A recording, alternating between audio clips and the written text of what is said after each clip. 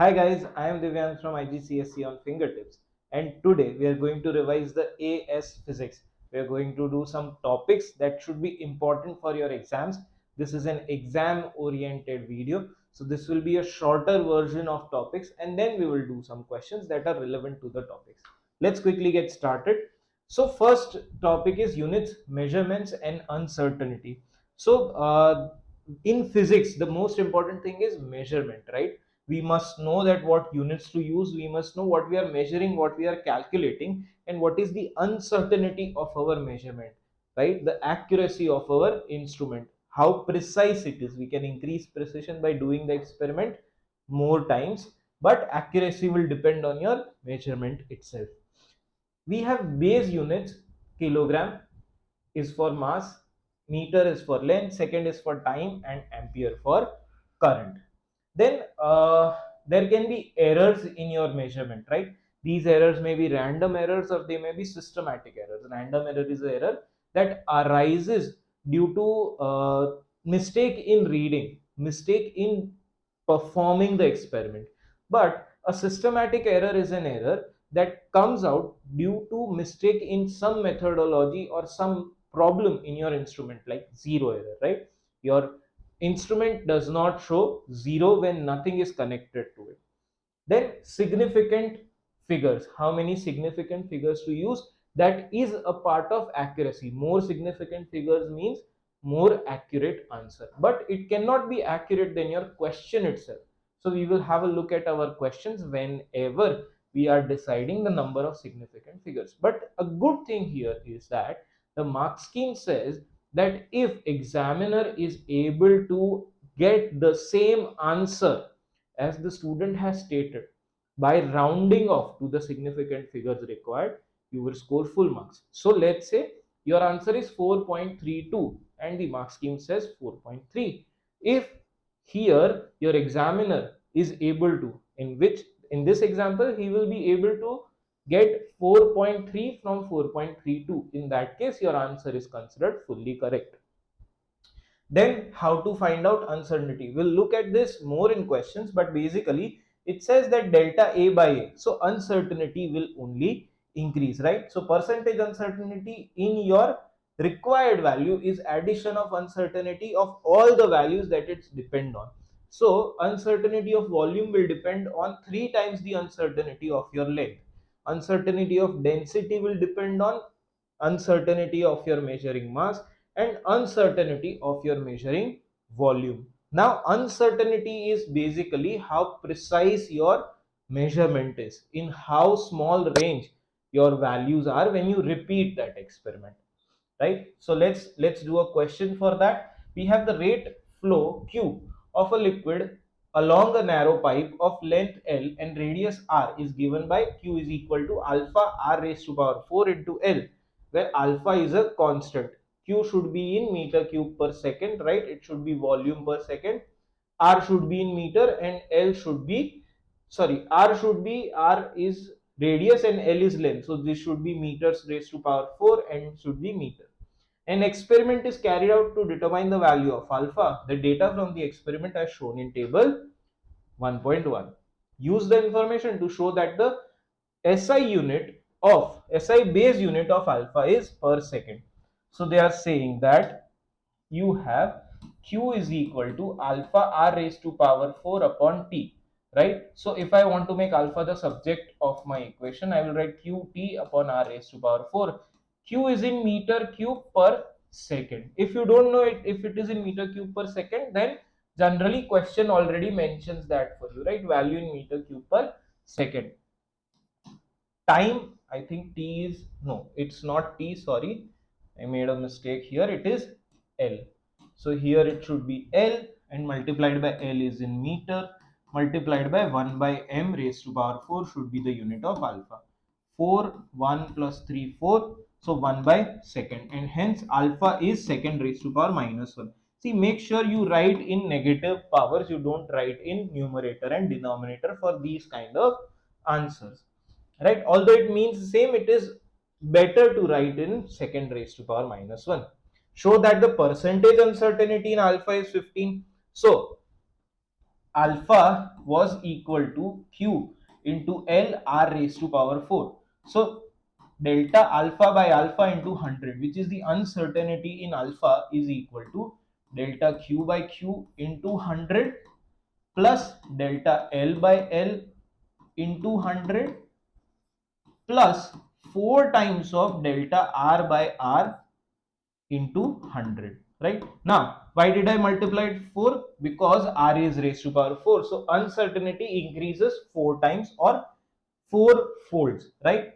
And I have added even when R is in denominator, because uncertainty gets added, right? You cannot get more accurate calculation from a less accurate measurement, right?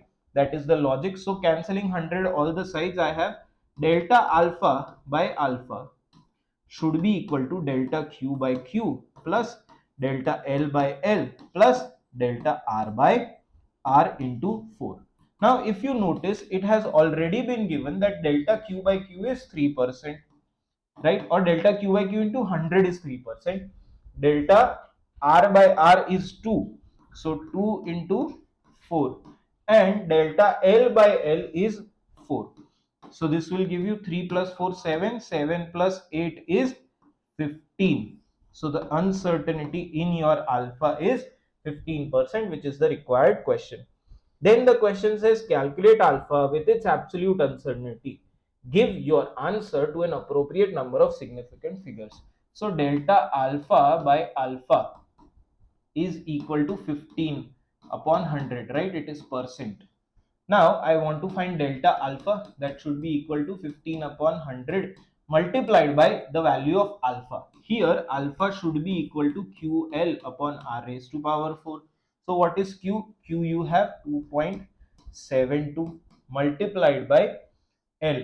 L is 2.5 divided by 2.5 raised to power 4. Now you should always make sure that everything is in base units or in compatibility to the alpha units that you are going to find out. Here everything is in meter per second or meters and meter cube, so I don't need to change anything. If there are changes, you need to look for that. So let's quickly find out. 2.72 multiplied by 2.5 divided by 2.5 raised to power 4, that will give you 0.17.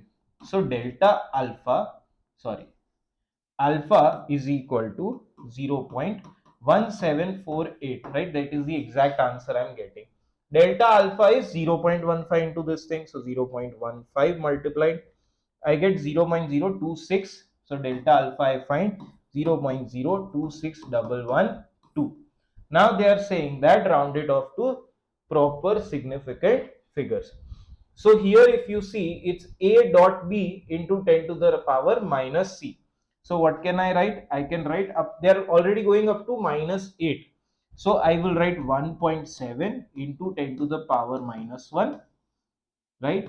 And delta alpha should be only one more unit, right? So 7 point, what is it? 0.026. So here is where 7 is. So I will write plus or minus 0.03. Okay, 0.03, but they should be in the same unit. So 0.3 into 10 to the power minus 1. So my final answer that I should be writing here is something like this: 1.7 plus or minus 0.3 into 10 to the power minus 1, or you can write 0.17 plus or minus 0.03, right? What are the units? Oh, they're saying 10 to the power 7 per second. Oh, I'm sorry, I made a small mistake. I should have multiplied all the powers. So let us add that over here. So I have 2.72 multiplied by 10 to the power minus 8 multiplied by 7.1 into 10 to the power minus 5. This whole thing divided by 2. Oh, I'm 2.72 into 10 to the power minus 8, right? Then this is multiplied by 2.5 into 10 to the power minus 2, this whole thing divided by 7.1 into 10 to the power minus 5 raised to power 4, right? This will give me, oh, this is giving me some different answer, which is 226.759 into 10 to the power 6. This will still remain the same, right? Delta alpha will still remain the same, because no, it will also change. Let's find that out. So 2.6, whatever my answer was, so 26.759 into 10 to the power 6 multiplied by 0.15, right? So that will give me delta alpha is equal to 4013850. So 1 2 3 4 5 6 and 7, so 0.4, and there is 0, so into 10 to the power 7, and I can write 2.6 into 2.7 into 10 to the power 7. So the final answer is 2.7 plus or minus 0.4 into 10 to the power 7 per second. That will be my final answer. Now the next topic is general physics. Now this has a lot of things in it, right? I have summarized it as general physics because in single question they ask questions from, sub questions are from a lot of topics. So in motion you have SUVAT equations, right? V is equal to U plus AT, S is equal to UT plus half AT square, V square minus U square is equal to 2AS. Then in forces, you have Newton's law of motion, that active and reactive force are equal and opposite. F is equal to ma, right? Without any external unbalanced force, there is no motion or change in motion. Clockwise moment is equal to anti-clockwise moment. FBD is free body diagram, that we'll see in a particular question, where it is important to understand what a free body diagram looks like. Then we have Hooke's law. In Hooke's law, we also understand elastic constant or Young's modulus, which is stress upon strain. So just E is equal to force upon area, which is itself stress, and delta L by L, which is itself strain, right? So we have stress upon strain. Then there are questions about upthrust and buoyancy. The textbook does not elaborate a lot on upthrust and buoyancy. Upthrust is equal to the weight of water displaced, right? Something is pushed upwards. If the density of that material is greater than the density of liquid, it will sink. Otherwise, it will float. But nevertheless, its weight will decrease. Its downward force will decrease. That we will understand from upthrust, what will be the change in weight, right? Then we have energy, transfers of energy, how power works, what is kinetic energy, potential energy, elastic potential energy as well, because of the Hooke's law or Young's modulus. We will see moments, momentum, torque, and collision. Elastic collision, inelastic collision. Kids face a lot of problem in these type of questions, right? But these topics are mostly, if you were good at your IGCSE, the 10th grade physics, you would probably be good at this, right? So let's see if there are more topics on this. No, then we have electricity. So let's quickly look at a question or a lot of questions, right? This first question itself talks about buoyancy. This is a typical question that they can ask. Sphere floats in equilibrium on the surface of seawater, right? So let's start with a free body diagram. This is a sphere. The downward force is weight and the upward force is upthrust. If it is in equilibrium, the downward force and upward force must be equal. There are no moments, so we can discard that right now. Question says 21% of the volume of sphere is below the surface of water. Calculate the density of sphere. So can I say W is equal to U, and I just said upthrust is equal to weight of water displaced. W is equal to M into G, but the weight of water displaced, so that will be the submerged volume, which is 0.21 times of the volume of this sphere multiplied by density of water multiplied by G, right? So this becomes the mass of water displaced multiplied by G is the weight of water displaced. I can discard G. Mass is not given to me, but I can say that mass is equal to volume into density of the sphere, and I can say volume of the sphere, only 21% of it is submerged, and density of water is given as 1050 over here. So I can again cancel V on both sides. So density of this sphere is 0.21 times of density of water, which will come out to 1050 multiplied by 0.21, which will come out to 220.5. I will round it off to 220, because if you see 1050 is the original value given, where 0 is the last digit. So here the density is 220 kilogram per meter cube. Then we have the sphere is now held so that the entire volume is below the surface of water. So this is the surface. The sphere is held with a force F right here. Then it is released. Calculate the initial acceleration of the sphere. If it is released, right, because it is floating, it has upthrust, right? So can I say that if it is released, the force is equal to ma? What is m? M is the mass of the sphere, which is volume of the sphere into density of the sphere, which we just found out is 220, into the acceleration. But what is the upthrust force? Upthrust is, so basically it pushes it up again, right? So it is pushing it by the difference in density. So again 0.21 volume into density minus, sorry, density of water minus the density of the sphere multiplied by G is equal to the density of sphere multiplied by the volume of the sphere, which will be its mass, multiplied by the acceleration. So I can write 0.21 multiplied by G multiplied by the difference in density, which is 1050 minus 220 upon volume of the sphere. Should I have multiplied V here, multiplied by the density of sphere, which we just found out is 220. So volume again gets cancelled. So the final answer should be 0.21 multiplied by 9.81 multiplied by 1050 minus 220 upon 220. Quickly doing this in 0.21 multiplied by 9.81 multiplied by 1050 minus 220 divided by 220 should give me,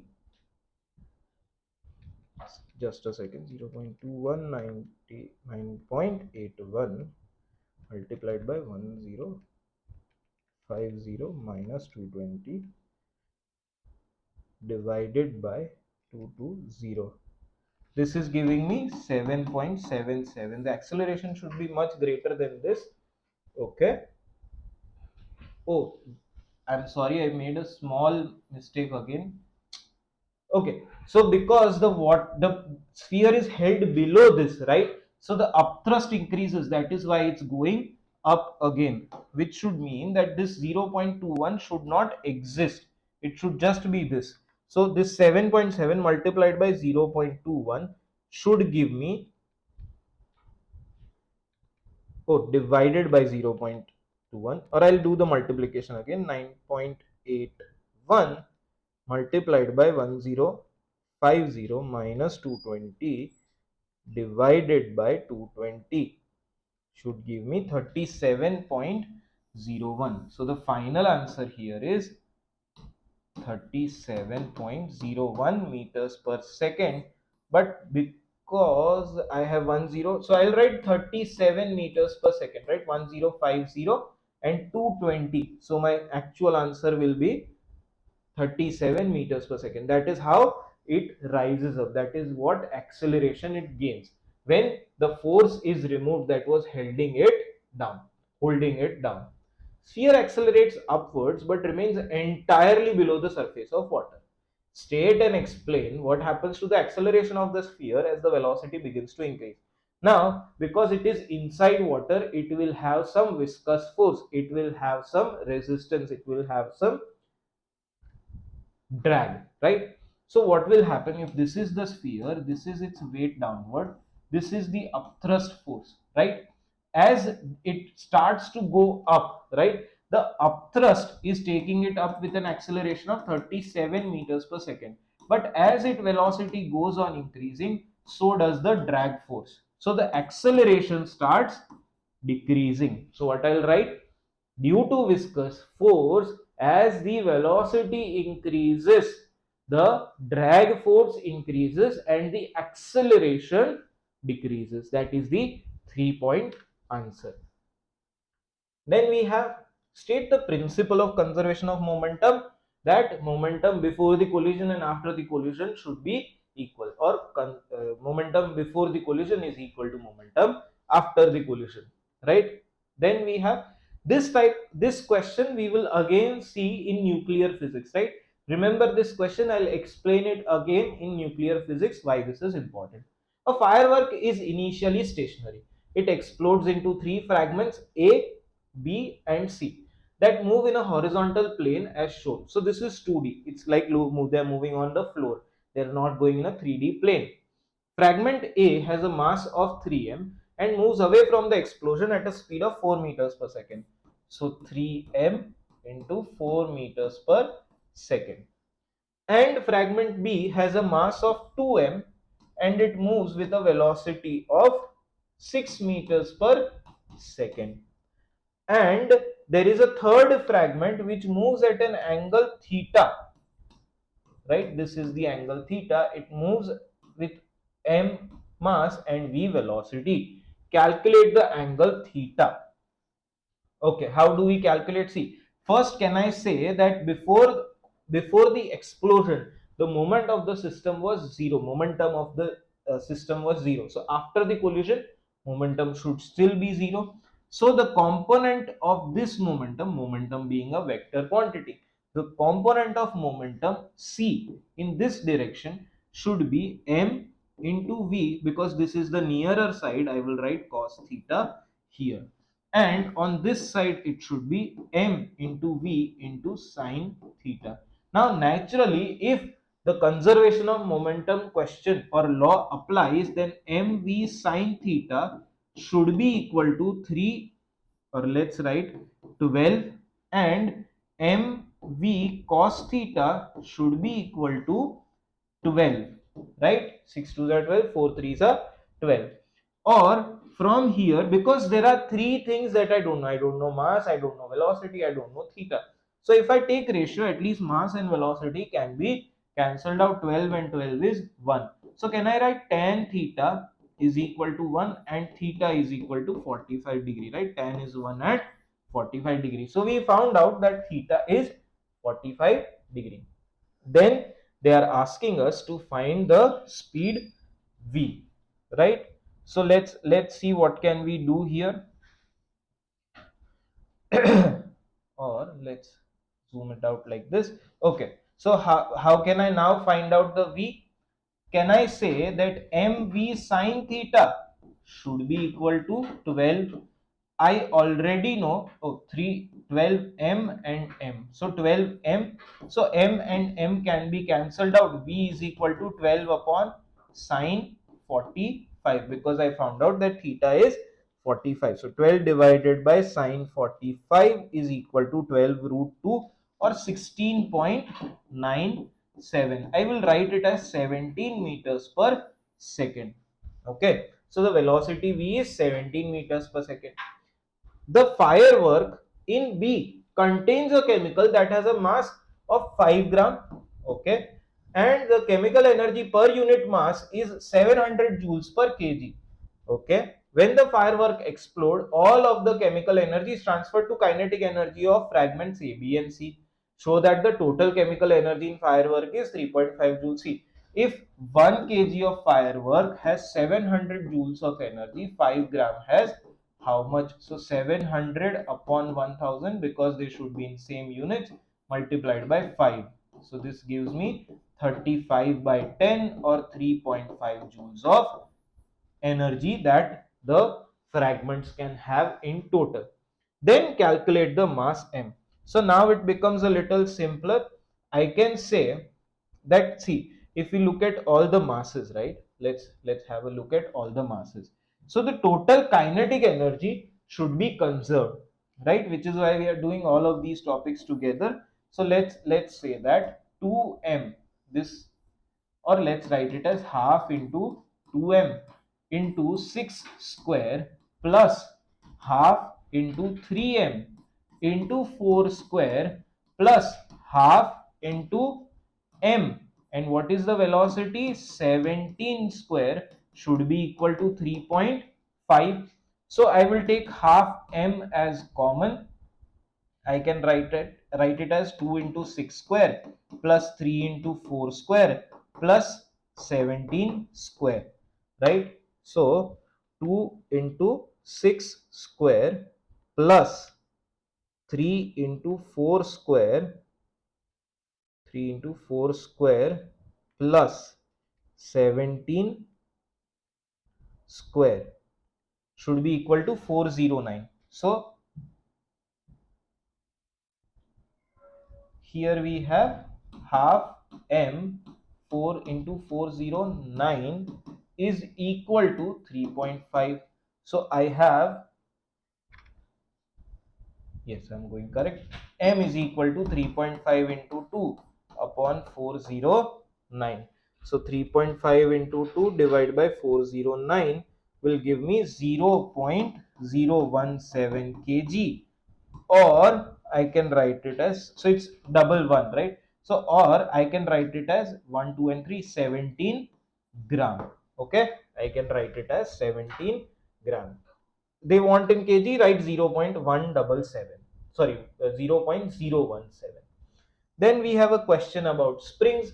A rigid uniform beam of weight W is connected to a fixed support by a hinge as shown in figure 2.1. A compressed spring exerts a total force of 8 points. So this spring is exerting a force of 8.2 Newton vertically downwards on the horizontal beam, and is connected to the ground by a string at an angle of 30 degree to the horizontal. The tension in the string is 4.8 Newton.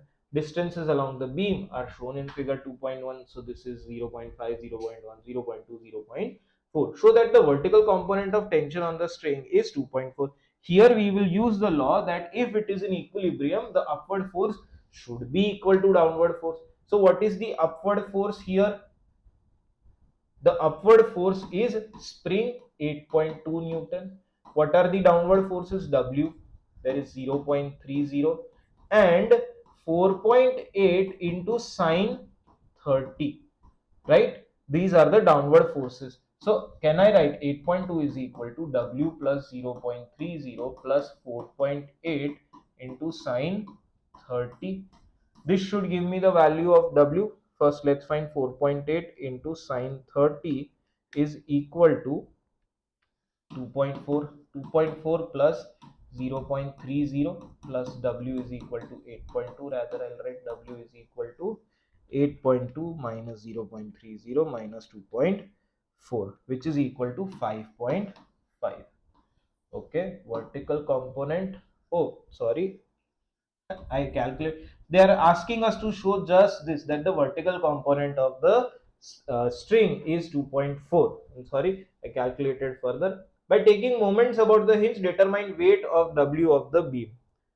Okay, upward force should be equal to downward force. Why this is not correct? See, here the support will also exert an upward force. So we cannot say this is equal to W. So let's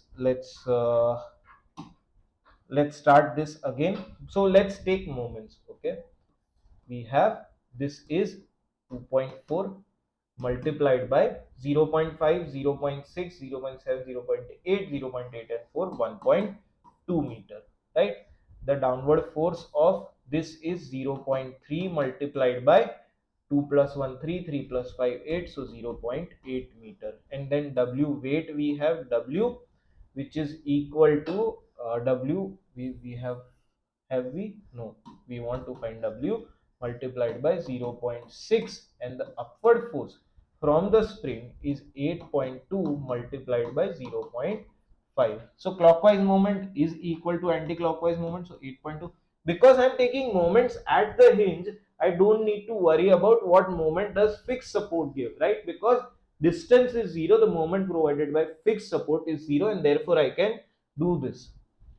So half of 8.2 should be 4.1 is equal to 0.6 W plus 8 3s are 24, 0.24 plus 24 into 12 should be 2.88. So 4.1 minus 0.24 minus 2.88 whole divided by 0.6 should be equal to W. So 4.1 minus 0.24 minus 2.88 divided by 0.6. So W is 1.633. So I can write it as 1.63 Newton, right? It is weight. So 1.63 Newton. The horizontal component of the force exerted on the beam by hinge. Now see what is happening here. This string is exerting a 4.8 into sine 30. Because it is horizontal, I should take cos 30. This is the force exerted by string horizontally. So hinge is opposing it because this is in equilibrium. Horizontal forces should also be equal. So the hinge is pulling it back. So what should be the horizontal component of force? It should be 4.8 cos 30, but in opposite direction. They are not asking us the direction. They are just asking us the magnitude, which comes down to 4.15 Newton or 4.156. I can write 4.2 Newton, right? Because they have given it in two significant figures. All the values are given in two significant figures. The spring obeys Hooke's law and has an elastic potential energy of 0.32 joules. Calculate the compression of spring. So if the spring, they are saying elastic potential energy in the spring is equal to 0.32 joule, and the force exerted by the spring was 4.8 if I am correct. No, it's 8.2, I'm not correct. So it's 8.2, and we know energy is equal to half fx, half kx square and half fx.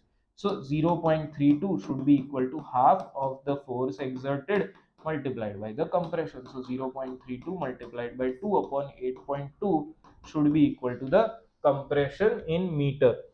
0.32 multiplied by 2 divided by 8.2 should give you 0.07. So we have 0.07 meter or 7 centimeter. It's 0.78. So I'll write 0.08 meter or 8 centimeter, but because they are asking in meter, I'll write 0.08 meter. Then let's look at the next question. Same question, right? It's part C, I think. Yes, it's continuation of the same question. It says the string is cut so that the spring expands upwards. Okay, this causes the beam to rotate and launch the block in air. The block reaches its maximum height and then falls back to the ground. Figure 4.2 shows, so figure 2.2 shows the path of the block in the air shortly after, before it hits horizontal ground. The block is at a height of 0.090 meter above the ground when it passes through point A. Block has a kinetic energy of 0.044 joule when it hits the ground at point B. Air resistance is negligible. Calculate the decrease in gravitational potential energy. Now, I am doing all the working. It is okay if you don't write all the steps, but because on the first page of your paper, board says that show all the working until unless specified otherwise. So you should show the formula, and you should show one step where you are keeping all the values in your formula. So even if you make a calculation mistake, you can gain those marks, right? See here, for example, this is a 2-mark question. The first mark should be for that GPE. The change in GPE should be equal to mg delta h. What is the mass? The height is this. The kinetic energy before it hits the ground. Okay, so decrease in gravitational potential energy, block. So have we calculated the weight of the block? We have. Let's see if I have not. So 1.63 Newton, right? So 1.63, that is m into g. What is delta h? Delta h is 0.090 meter. So that should be your change in gravitational potential energy. So 1.63 multiplied by 0.090, which will give me 0.1467. So I'll write 0.15 joule. This is the amount of change of gravitational potential energy for block to fall from here to here. Then we have use your answer in C1 and conservation of energy to determine speed of the block at point A. To do that, you have to notice that they are saying that even when it reaches point B, it has 0.044 joules of kinetic energy. So the total energy is 0.15 plus 0.044 joule. So 0.15 plus 0.044, that will give me 0.194 joule of energy. Don't round it off yet. And this 0.194 is the kinetic energy of this block at point A, right? So 0.194, and here just a small calculation, that mass is equal to 1.63 upon 9.81. So I will write, if I want to write mass as denominator, I'll write 1.63 into 9.81 here, multiplied by 2 here, is equal to V if I square root this whole left hand side. So 2 into 0.194 into 9.81, the whole thing divided by 1.63, and then square root of this. Answer gives me velocity is 1.52 meters per second, but I'll rather write 1.5 meters per second, right? As I have seen in the question, they are providing only values till one decimal place. See, for energy they have more significant figures, for other things they have provided till one decimal place only. Question is still continuing.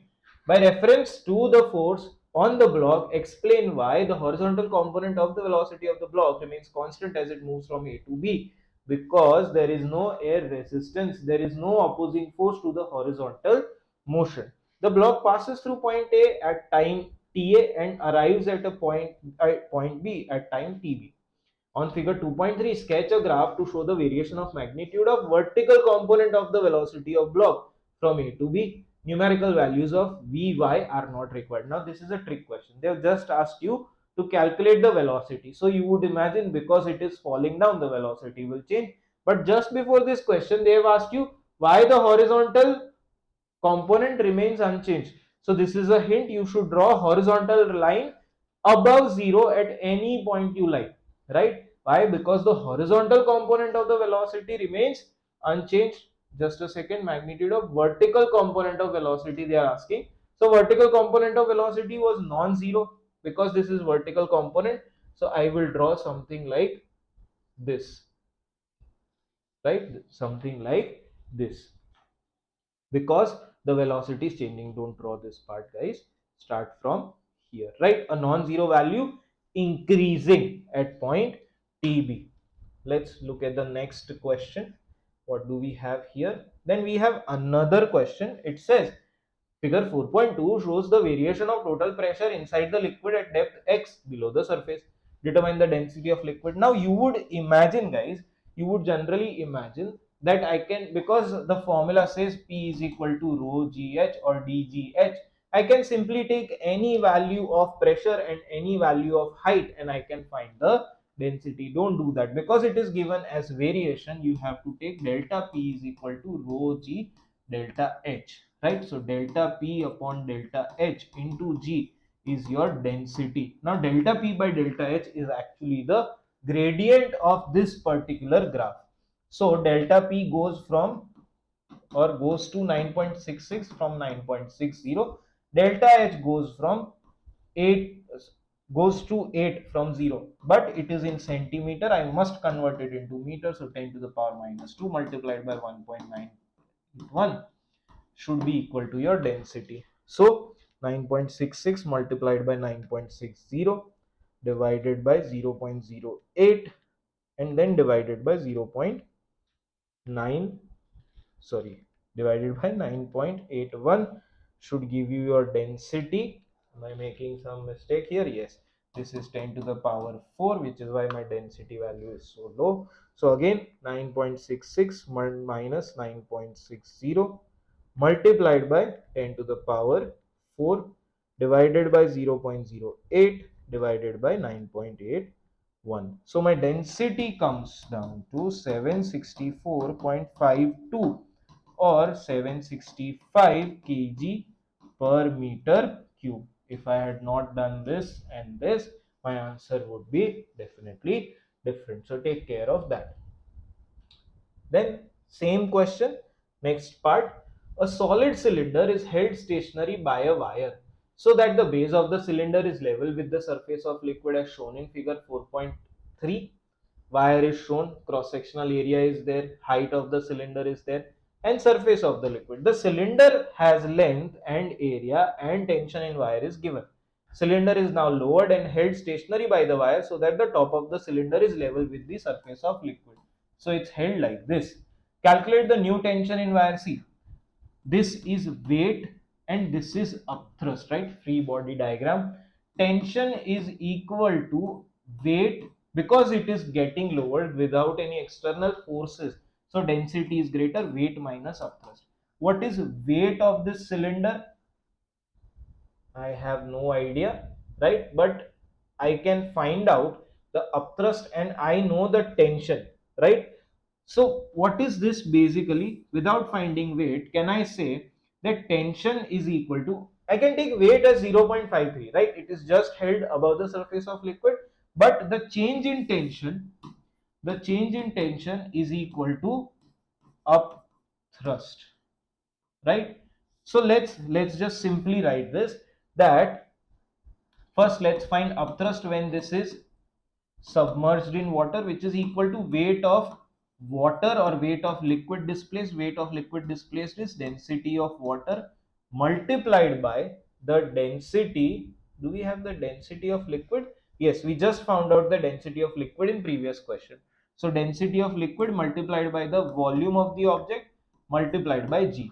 So I think we found out the density is 765 multiplied by volume. Volume is 3.7 into 10 to the power minus 4 multiplied by 4.0 into 10 to the power minus 2, right?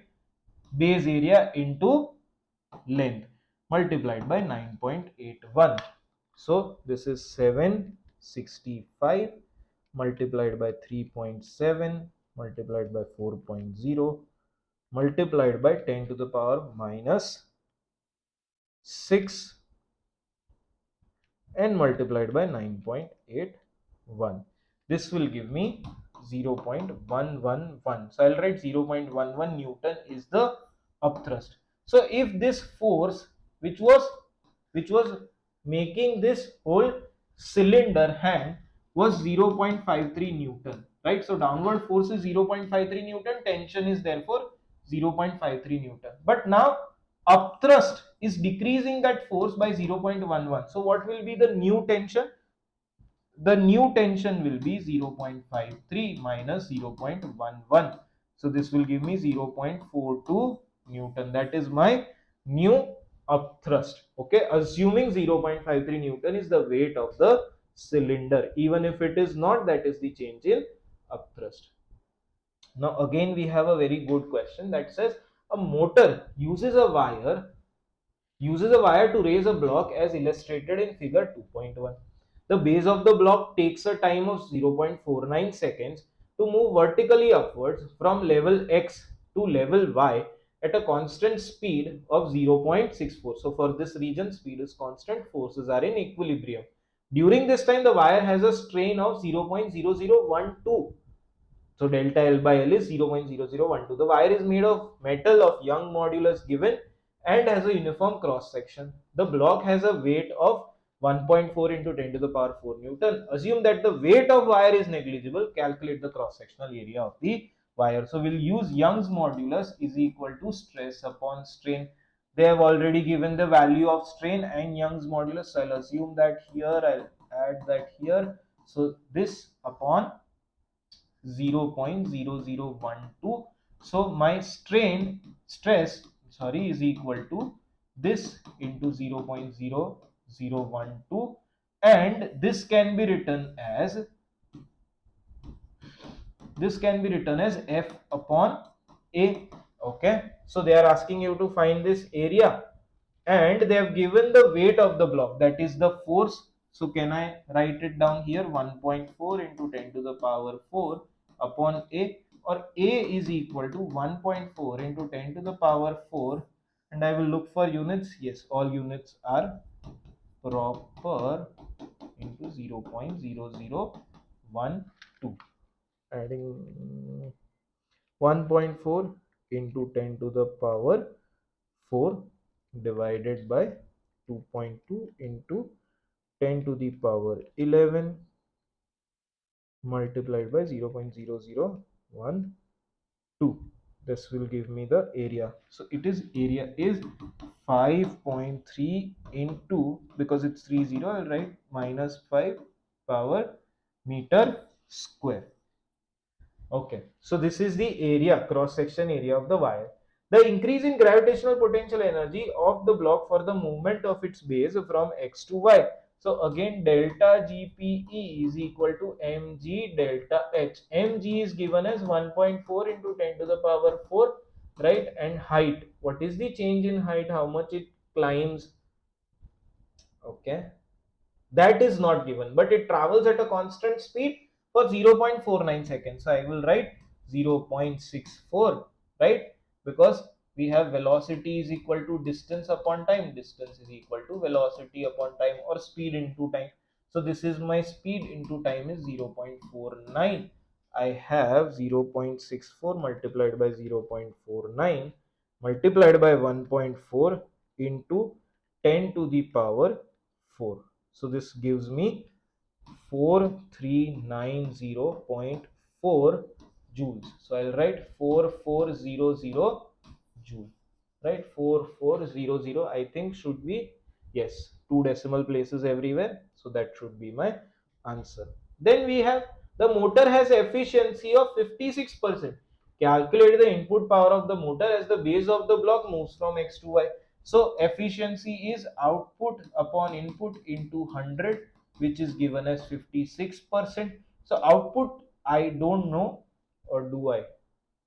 Increase in gravitational potential energy, yes, I do know the output. What is the output? 4400 joule. I don't know what is the input, right? They are asking for input power. I should have read that already. Into 100 is equal to 56. So quickly, I is equal to 4400 upon 56 into 100. So 4400 into 100 divided by 56 should give me 7857.14 and something something. I should round it off to 7900 joule, right? Rounding off to two significant figures. Then we have the base of the block now has a uniform deceleration of magnitude 1.3 meters per second square from level y until the base of the block stops at level z. Okay, from y to z. Calculate the tension T in the wire as the base of the block moves from Y to Z. Right now, in the wire, the downward force is 1.4 into 10 to the power 4. But then there is a deceleration of 1.3 on how much mass? 1.4 into 10 to the power 4 upon 9.81, because this is weight, right? So the force that was already there minus the force that is now changing, that will give you the tension, the downward force required to move this block. So 1.4 or 14000 minus 1.3 into 14000 divided by 9.81 gives me 12144.75, rounding it off to 1.2 into 10 to the power 4 Newton. This is the tension in the wire as it moves from Y to Z. Then we have a graph, and these kind of graph. See, observe that you have graphs, right? What will happen here is that you are supposed to write answers in graphs. So generally look at formulas. Generally try to look at correlated with your whole question. Just don't start drawing the graph as it is. Okay. So let's do this. Let's enlarge this a little bit. What do we have here? Just a second. Yes, we have that on the base of the block is at level x, y, and z at time x, tx, ty, tz respectively. On figure 2.2, sketch a graph to show the variation with time t of the distance d of the base of the block from level x. Numerical values of d and t are not required. Now I know for a fact that in the graph until ty it will be a straight line. Why? Because velocity was constant. If velocity was constant, right? Let me enlarge this a little bit more for better visibility. Okay. So if my velocity was constant here, then what should happen is that it should be a straight line because the slope gives me velocity. But after this time, there is deceleration.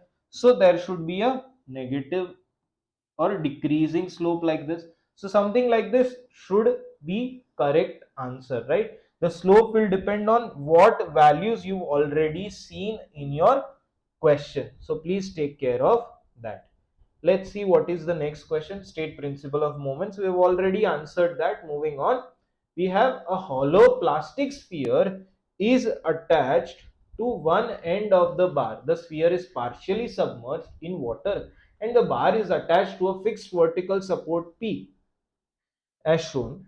Surface water is given, angle is given, sphere weight is given. The sphere has this weight, the distance from the P is 0.29. Assume the weight of the bar itself is negligible. Calculate the moment of the weight of sphere about P. Now see, this is at an angle of 40 degree, so it is at an angle of 40 degree to the horizontal as well. Here its weight is 0.30, right? Weight is not like this, weight is towards the center of earth. So the distance between these 2 points should be taken, right? Perpendicular distance. So moment should be force into perpendicular distance. This distance is 0.29. So I have 0.29 multiplied by, because this is horizontal component, I'll write cos of 40, right? So I have 0.30 multiplied by 0.29 multiplied by cos 40 gives me 0.066664. So I'll write 0.067. What is this moment? So Newton meter, right? This should be my answer. Then the system shown in figure 3.1 is part of a mechanism that controls the amount of water in a tank. Okay, so once this is there, the water pump might stop. Okay, something like that. They've not explained what happens. The water enters the tank, causes the sphere to rise. This results in the bar becoming horizontal. This figure through 3.2 shows the system in its new position. In this position, the rod R exerts a force of to compress a horizontal spring that controls the water supply to the tank, right?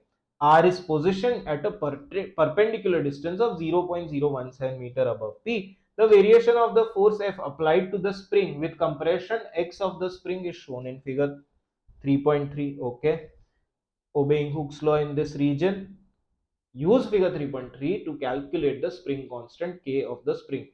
So we know that K is equal to F by X, but here because graph is given, I'll use the gradient.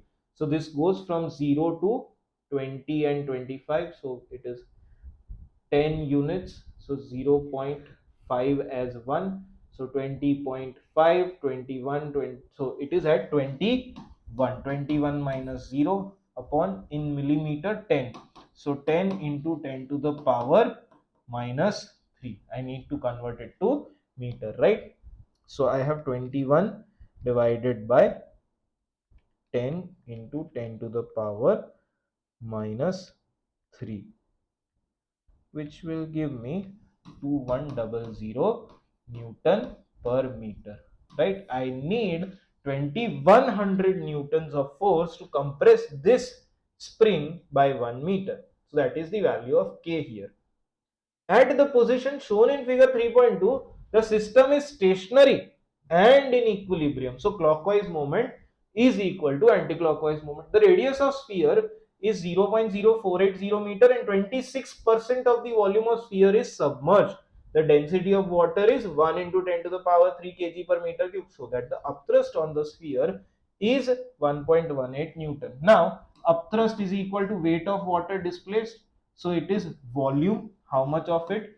26% of it, multiplied by the density of water multiplied by g. So the volume of sphere is given by 4 by 3 pi r cube 0.048 cube multiplied by density of water 10 to the power 3 multiplied by g, which is 9.81. So 4 into, I have pi multiplied by 0.048 whole cube multiplied by 1000 multiplied by 9.81, the whole thing divided by, oh sorry, I think I made a mistake here. So 13.633 divided by 3. So we have 4.544. Okay, the upthrust should be 4.54. It is showing that it is 1.18. Only 26% of the volume of sphere. Oh, I have not taken 0.26 here. So 4.544 multiplied by 0.26 will give me, yes, 1.8144, which is 1.8, 1.144, which will give me 1.18 Newton as my upthrust. Then next we have, by taking moments about P, determine the force exerted on the spring by rod Q. Now just for my reference, I will draw that downward force is 1.18 Newton. The upward force is 1.18, downward force is its weight, which was 0.30. This distance is 0.29, and here perpendicularly there is some force exerted which is at a distance of 0.017 meter. Let me check all of my values now. Right, this is 0.29, the weight was given not here, 0.30 and 0.017. Okay, correct. Now they are asking me determine the force exerted.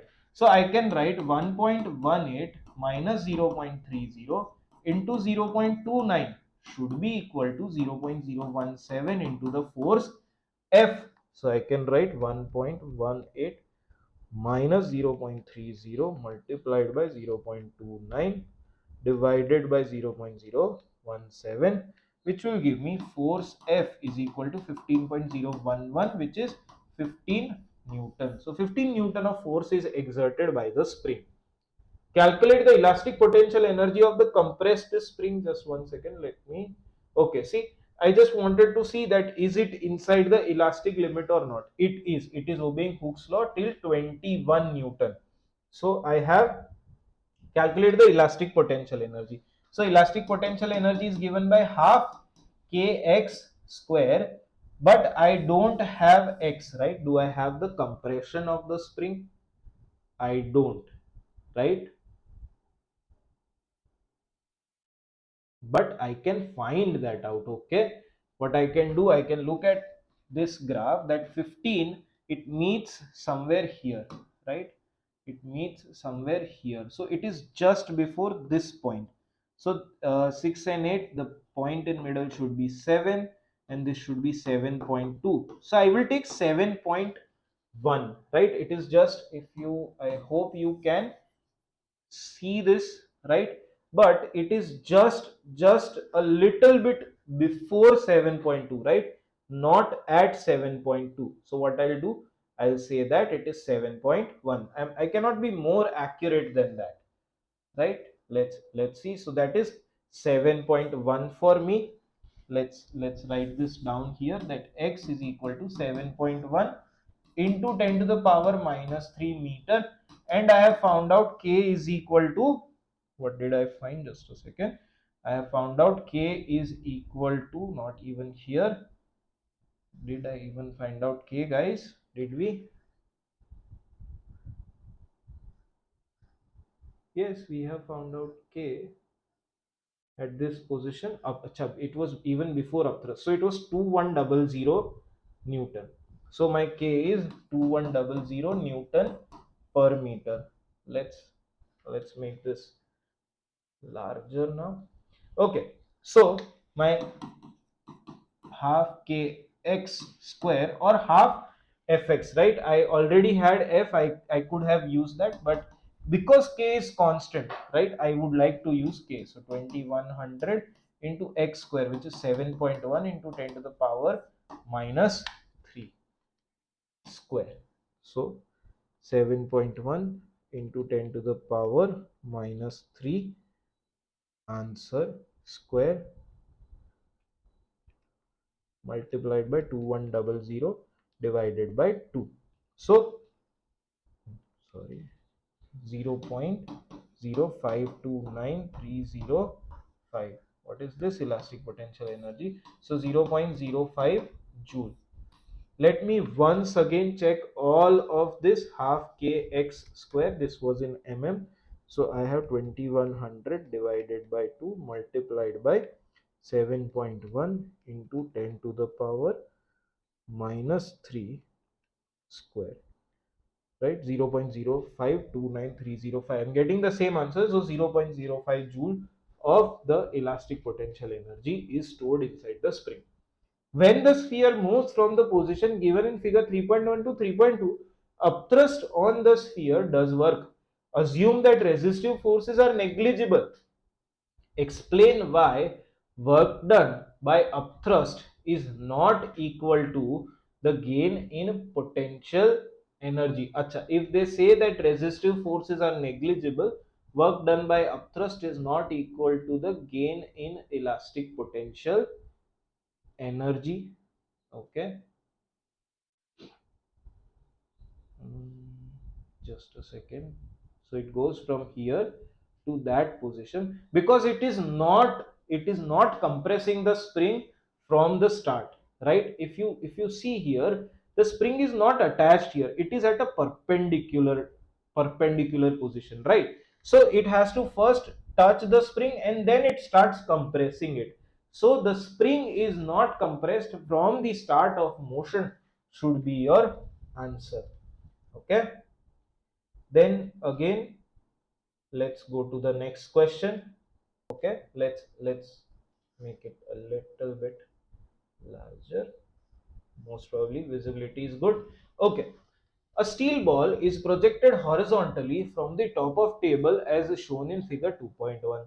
Ball is projected horizontally at a speed of 4.9 meters per second. The ball lands on the ground at a horizontal distance of 180 centimeter from the edge of the table. Assume that the air resistance is negligible. Calculate the time taken for ball to reach the ground. Now they are already saying that it takes it is at 4.9 meter per second and it is 1.8 meters away, right? So what should be the time taken? Because there is no air resistance, horizontal velocity remains constant. Velocity is equal to displacement upon time. Time is equal to displacement upon velocity. So 1.8 upon 4.9 should be the time taken, right? Which will give me 0.36. Am I right here? Yes, everything is right. 0.3673. So I'll write 0.37 seconds is the time taken. Then calculate the vertical component of the velocity of the ball as it hits the ground. Now, initially the velocity is 0, right? We are going to use SUVAT equations. So initial velocity is 0. The gravitational acceleration is 9.81 meters per second square. Time taken is 0.37 seconds. Can I find out V is equal to U plus AT or GT? Yes, I can. 0 plus 9.81 multiplied by 0.37. So 9.81 into 0.37. So 3.6. The final velocity is 3.62. I'll write 3.6 meters per second. Then determine the magnitude and the angle to the horizontal of the velocity of the ball as it hits the ground. See, vertical velocity is 3. Just a second. Yes, vertical velocity is 3.6. Horizontal velocity is 4.9.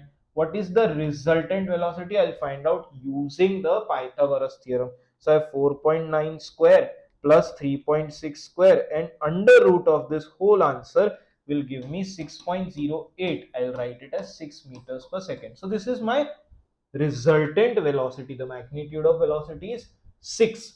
What is the angle to horizontal? So angle to horizontal, this is theta. If I make a triangle, right, so this is 3.6, this is theta, and this is 4.9. If this is 6, I've already found this out as 6. So what is the value of theta? I can use it. Tan theta is equal to perpendicular upon base. So 3.6 upon 4.9, or tan inverse of 3.6 upon 4.9, which will give me 36.3. So theta is equal to 36.3 degree, right? It is in degrees, 36.30. So I'll write 36.3. Now they are going a little bit ahead. They are saying, how was it thrown? The ball is projected by means of a compressed spring which is attached to a fixed block as shown in figure 2.2. Okay. Once the ball is placed on a frictionless track in front of the spring, the ball is then pulled back so that the spring is compressed to x0. Okay, when the spring is released, ball is projected horizontally, right? The variation with compression x of the applied force F for the spring is shown in figure 2.4. Okay, this is in centimeter. Take care of that. The ball is a uniform sphere of steel of diameter this and mass this. Calculate the density of the ball, the density of steel. So it is, see, I should not have to calculate this, but this will be used somewhere, I'm sure. So let's just find out. Density is equal to volume by, sorry, mass by volume. So I have 0.017 upon 4 by 3 pi into 0.008 cube, right? Diameter. So I will take radius 4 by 3 pi r cube. So I have 0. I should be writing 0.017 divided by 4 by 3. Okay, pi into r cube. So I have 0.008 cube.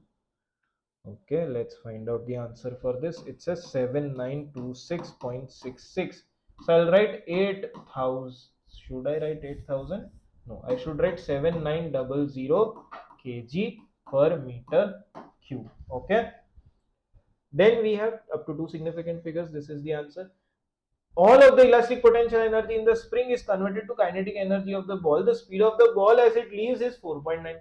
Calculate the maximum elastic potential energy of the spring. Show that it is 0.20 joules. So I have half kx square, right? I don't need this half kx square. I should be showing half mv square should be equal to 0.20. So half into mass is 0.017. The velocity at which it shots is 4.9 square, right? 0.017. So I have 0.017 into 4.9 square, and half of this gives me 0.204085.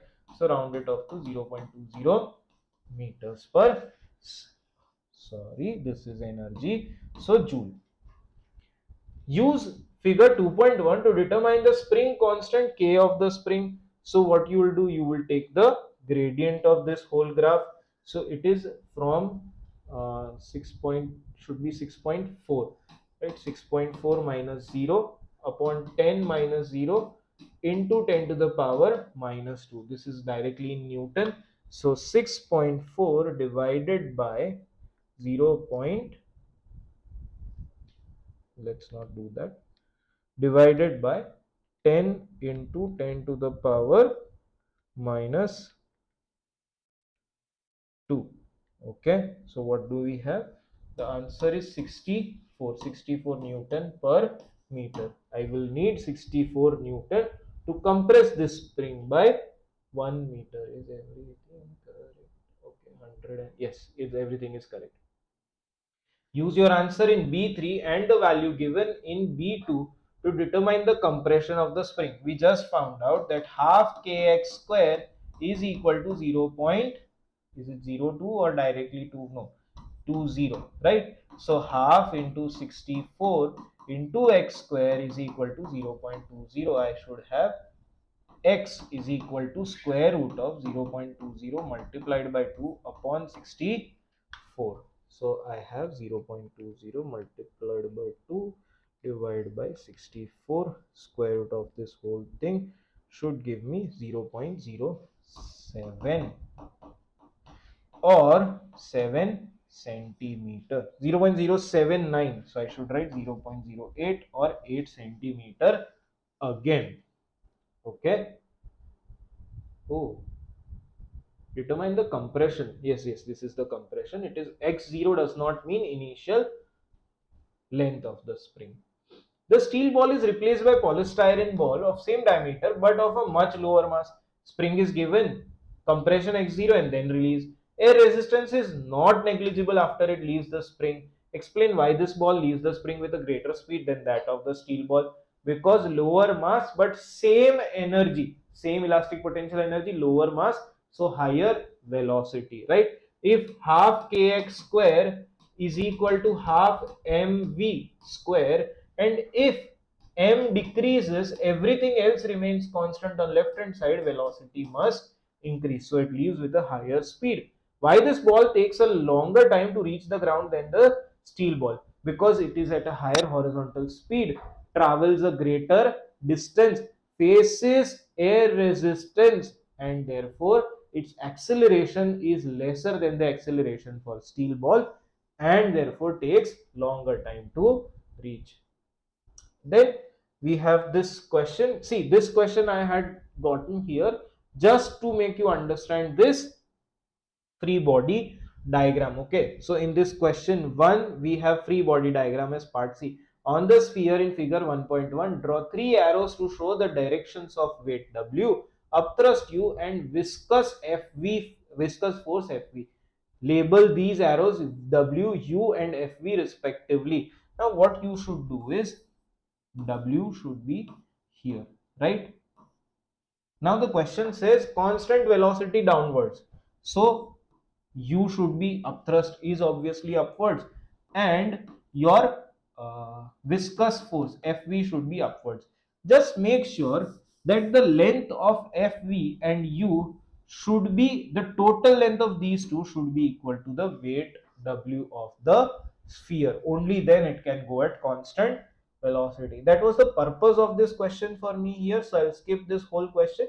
You can however attempt it on your own. Then state Hooke's law, a point till which the extension in a spring is directly proportional to the force applied on it, or tension applied on it.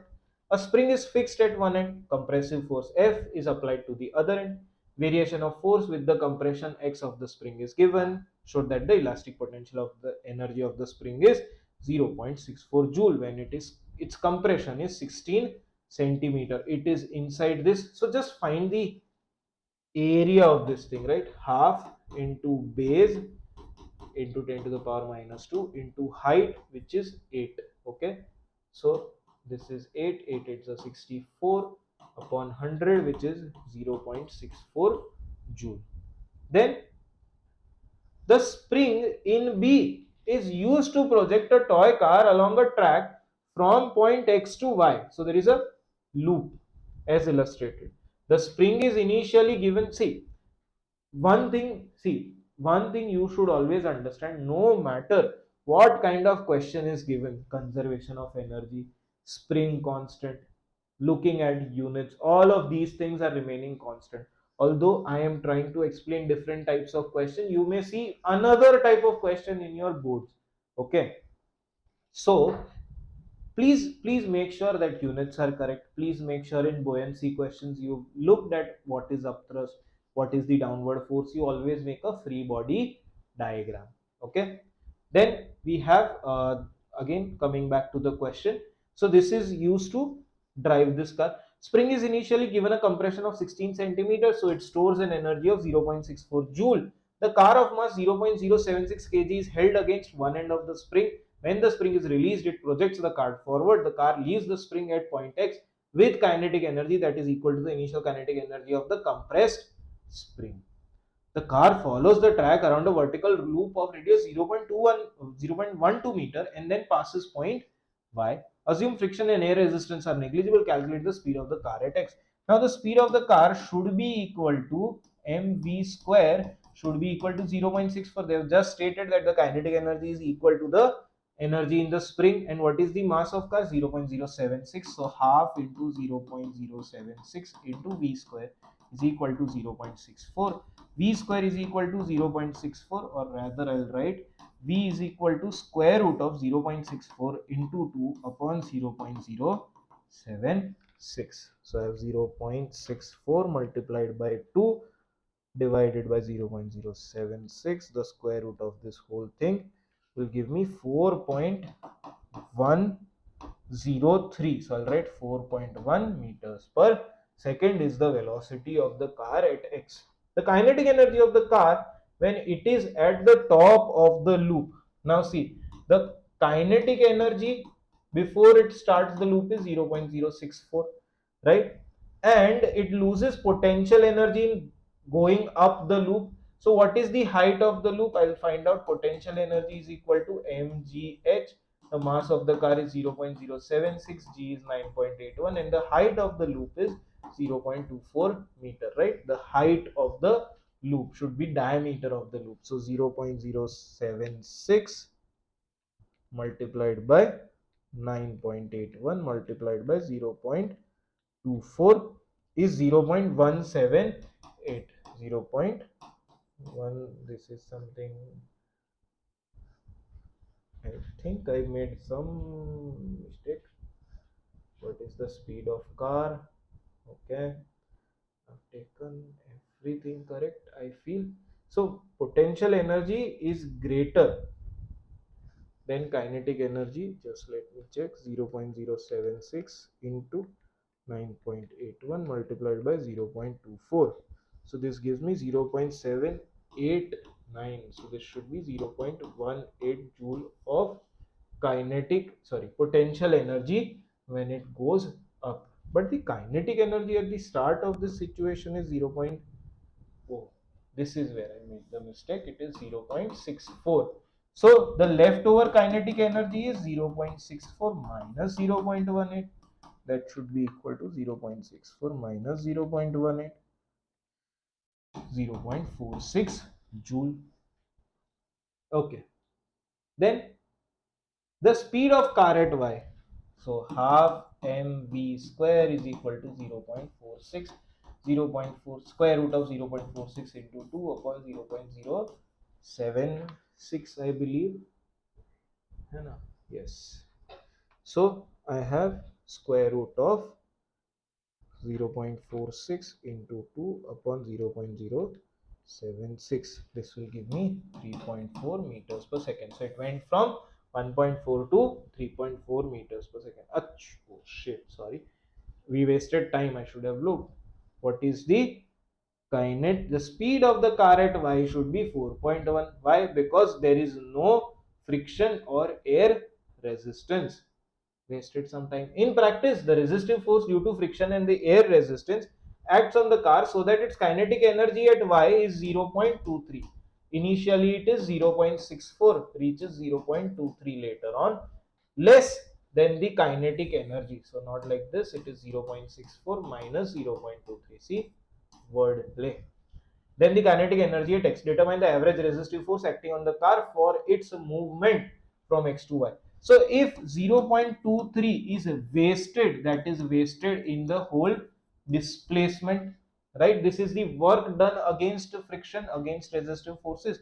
So if 0.23 is divided by the distance traveled by the car, it will give me the resistive force here. So let's just find out 0.23 divided by the length of this part is 0.30 plus the length of other part is 0.25 plus the circumference of the circle that it goes about, right? Because that is the distance it travels.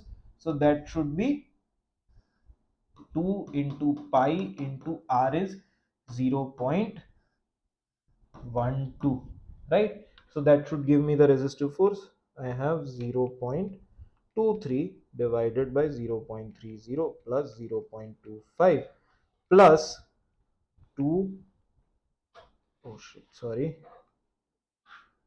0.23, 0.30 plus 0.25 plus 2 pi into 0.12,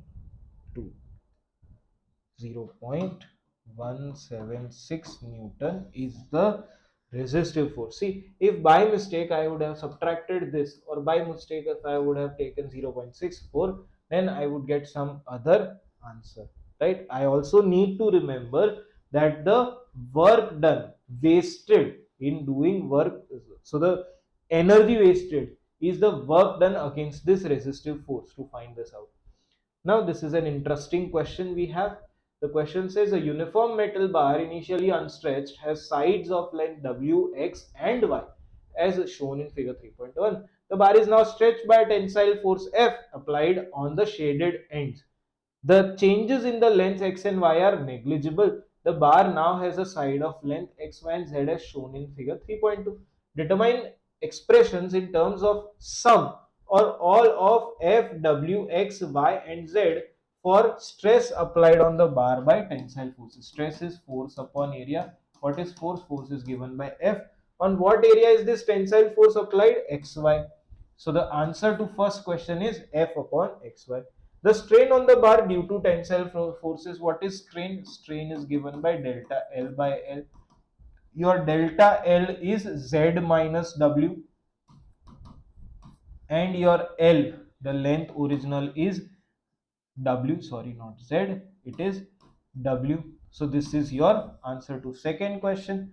Then you have the Young's modulus E of the metal from which bar is made. So E is equal to stress upon strain. So I have F upon XY multiplied by W upon Z minus W. Right? This should be your, is it all in F, W, X, Y and Z? Yes, it is.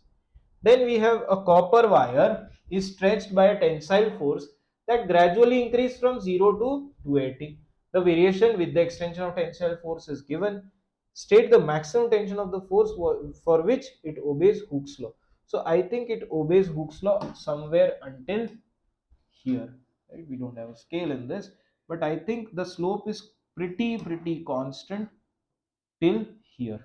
So I will take it as 2.2, or if you use a scale, I think you will find it constant till the next unit. So this is 2.4 Newton.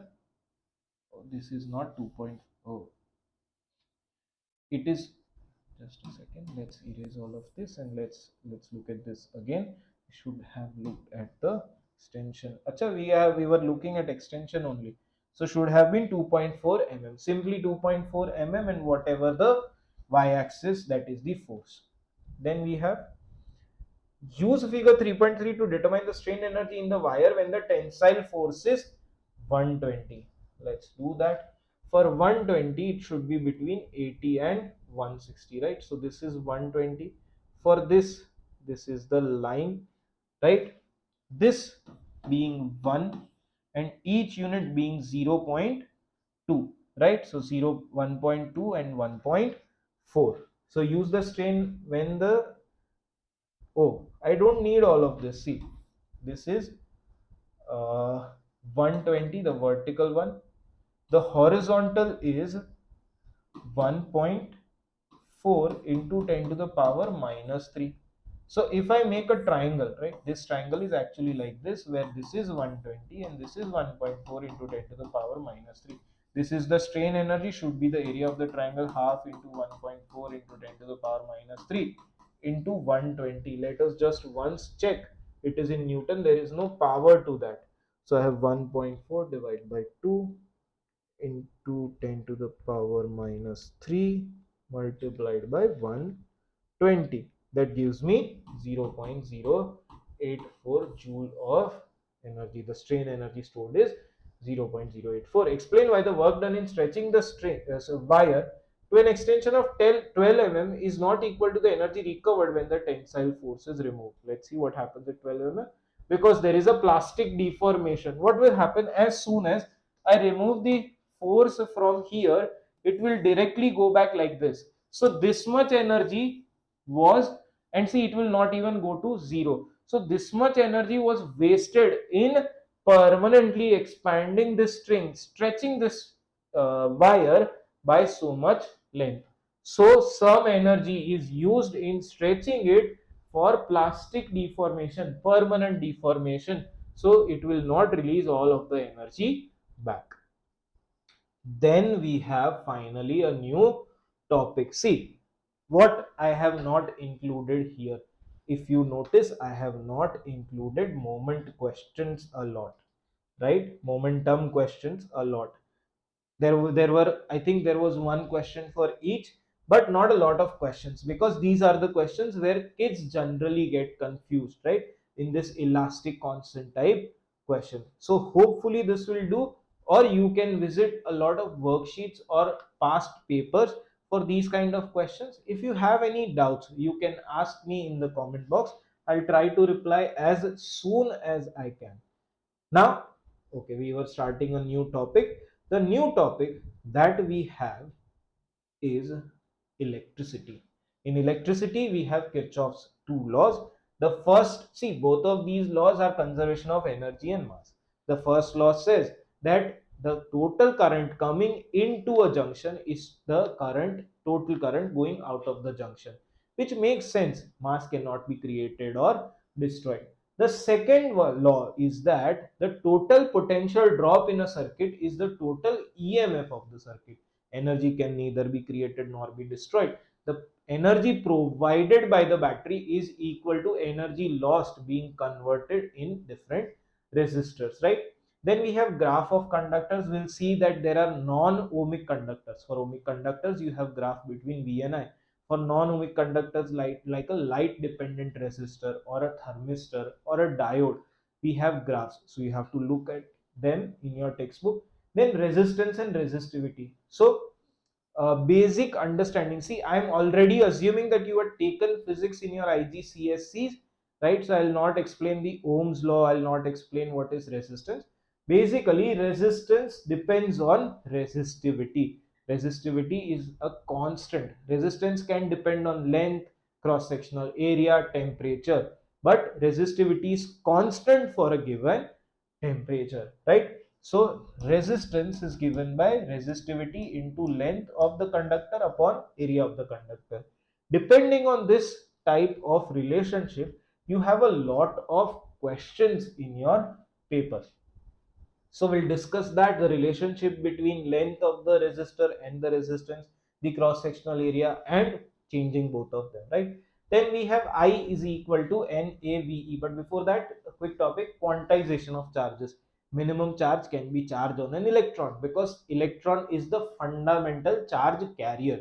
The charge cannot be smaller than electron, and hence any charge is always a whole number multiple of the charge on one electron. So when some number is a whole number multiple of a constant, that is known as quantization. Because we are talking about charges here, this is known as quantization of charges. Then we will use circuits as potential divider, right? I've just found out recently that this is what a potential, not like this, but basically this is what potential divider circuit symbol looks like. Okay. Maybe there in your paper. Now, how do we use this potential divider? What is the voltage in each resistor, and how we can find out that distribution of voltage? We'll see for that. Let's now that we have theory, right? I am going with minimal theory, guys. I'm trying to explain as many questions as I can. It might seem like I'm just reading the theory questions, but I will try to explain it in detail whenever we have a chance with the question. Okay. Current in a filament lamp decreases. State and explain how the resistance of the lamp changes. Now see, Resistance, I told you that it depends on temperature, cross sectional area, length, and resistivity. Resistivity is constant, so it can be changed with length, area, and temperature. Now a filament lamp's temperature, when temperature increases, resistance also increases. So state and explain how the resistance of the lamp changes. The resistance of the lamp decreases as the temperature of the filament decreases. Then a cylindrical wire has length L and resistance R. The total number of free electrons. Now see, oh, I forgot to discuss I is equal to NaVe.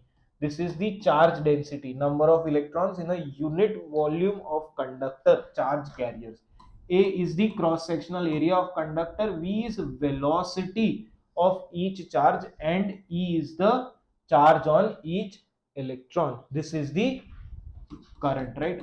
Current should be equal to q by t, right? Time, where q is charge, so number of charges into charge on one electron upon time t.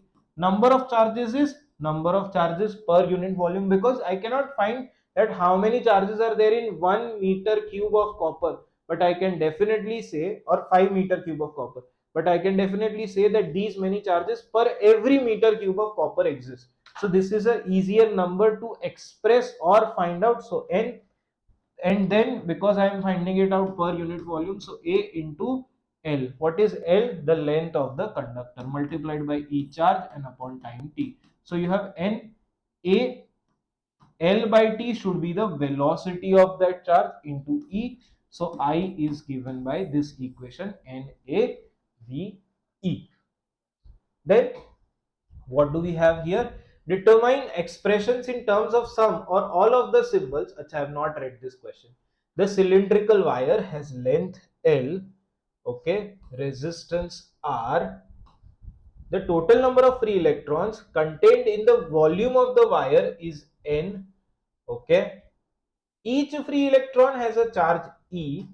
Obviously, the potential difference between the ends of wire is V. Determine expression in terms of sum of or all of the symbols E, L, N, R, and V for the current in wire. C. V is equal to IR. We already have V and we already have R. So I'll always write I is equal to V by R. That is the first question solved for me. Then we have average drift speed of the free electrons. Now remembering our equation, I is equal to NaVe. So I should have V is equal to I upon Na and E. See, E is given in my equation, right? But A is not given, but N is also not given. So here I can write that the number of charges upon the volume should be equal to N, right? Or number of charges upon area into length should be equal to N. So if I substitute it here, I upon capital N into AL, sorry, divided by AL into A into E should be equal to drift velocity. A get cancelled, so I have drift velocity is equal to uh, I cannot use I, so I'll use V by R into denominator of the denominator becomes numerator, L upon NE. So final I have is drift velocity is VL upon NE, or was it something else? Let me check. RNE. Okay, it was RNE. So I'll write R here. Okay. So this is drift velocity. Now why is it called drift speed? Because electrons don't go from one end of the conductor to another end of the conductor. They might bump into other electrons. They might bump into atoms that come in the way, because this is a solid. It is tightly packed. So they may not be going like this. They may be going in some obviously not back, but they might be going in some haphazard way. So drift velocity, drift speed. Then we have the average time taken for a free electron to move the full length of the wire. Now if you use logically, V is velocity, which is VL and NRE, right? And velocity is equal to distance upon time. Now distance is L, the length of the conductor. If I want to find out V, if I want to find out the time, T is equal to the length of the conductor upon the drift velocity, which is VL, into nre. So L will get cancelled, so I have n nre upon v is my time taken for electron to move the full length of the wire. Now that question is done. We are on the next question. A battery of EMF E of 9 volt and negligible internal resistance is connected to a light dependent resistor and a fixed resistor as shown in figure 7.1. The light dependent resistor and fixed resistor have resistances of 1800 and 1200 respectively. Calculate the potential difference across LDR. Now, if you see, this is nothing but a potential divider. In this 12 volt circuit, there are two resistors, each of which will share this 12 volt potential. This will get 1800, this will get 1200 part of it. So 1800 upon 1800 plus 1200 is the amount of voltage spent on this particular resistor. If I write down 1200 upon 3000 into 12, that will be voltage or potential difference across the other resistor. But because it is asked for LDR, I will have 1800 upon 3000 into 12. So 0, 0, 0, 0 cancelled. 6, I should use calculator. 18 into 12 divided by 30 gives me 7.2 volts, right? That is the, am I going correct? The LDR and a fixed resistor have resistances. The potential difference across, yes, it will be, but will it be so much? 18 into 12 divided by 30. Yes, it is giving me 7.2. So the other one will have so less, I think.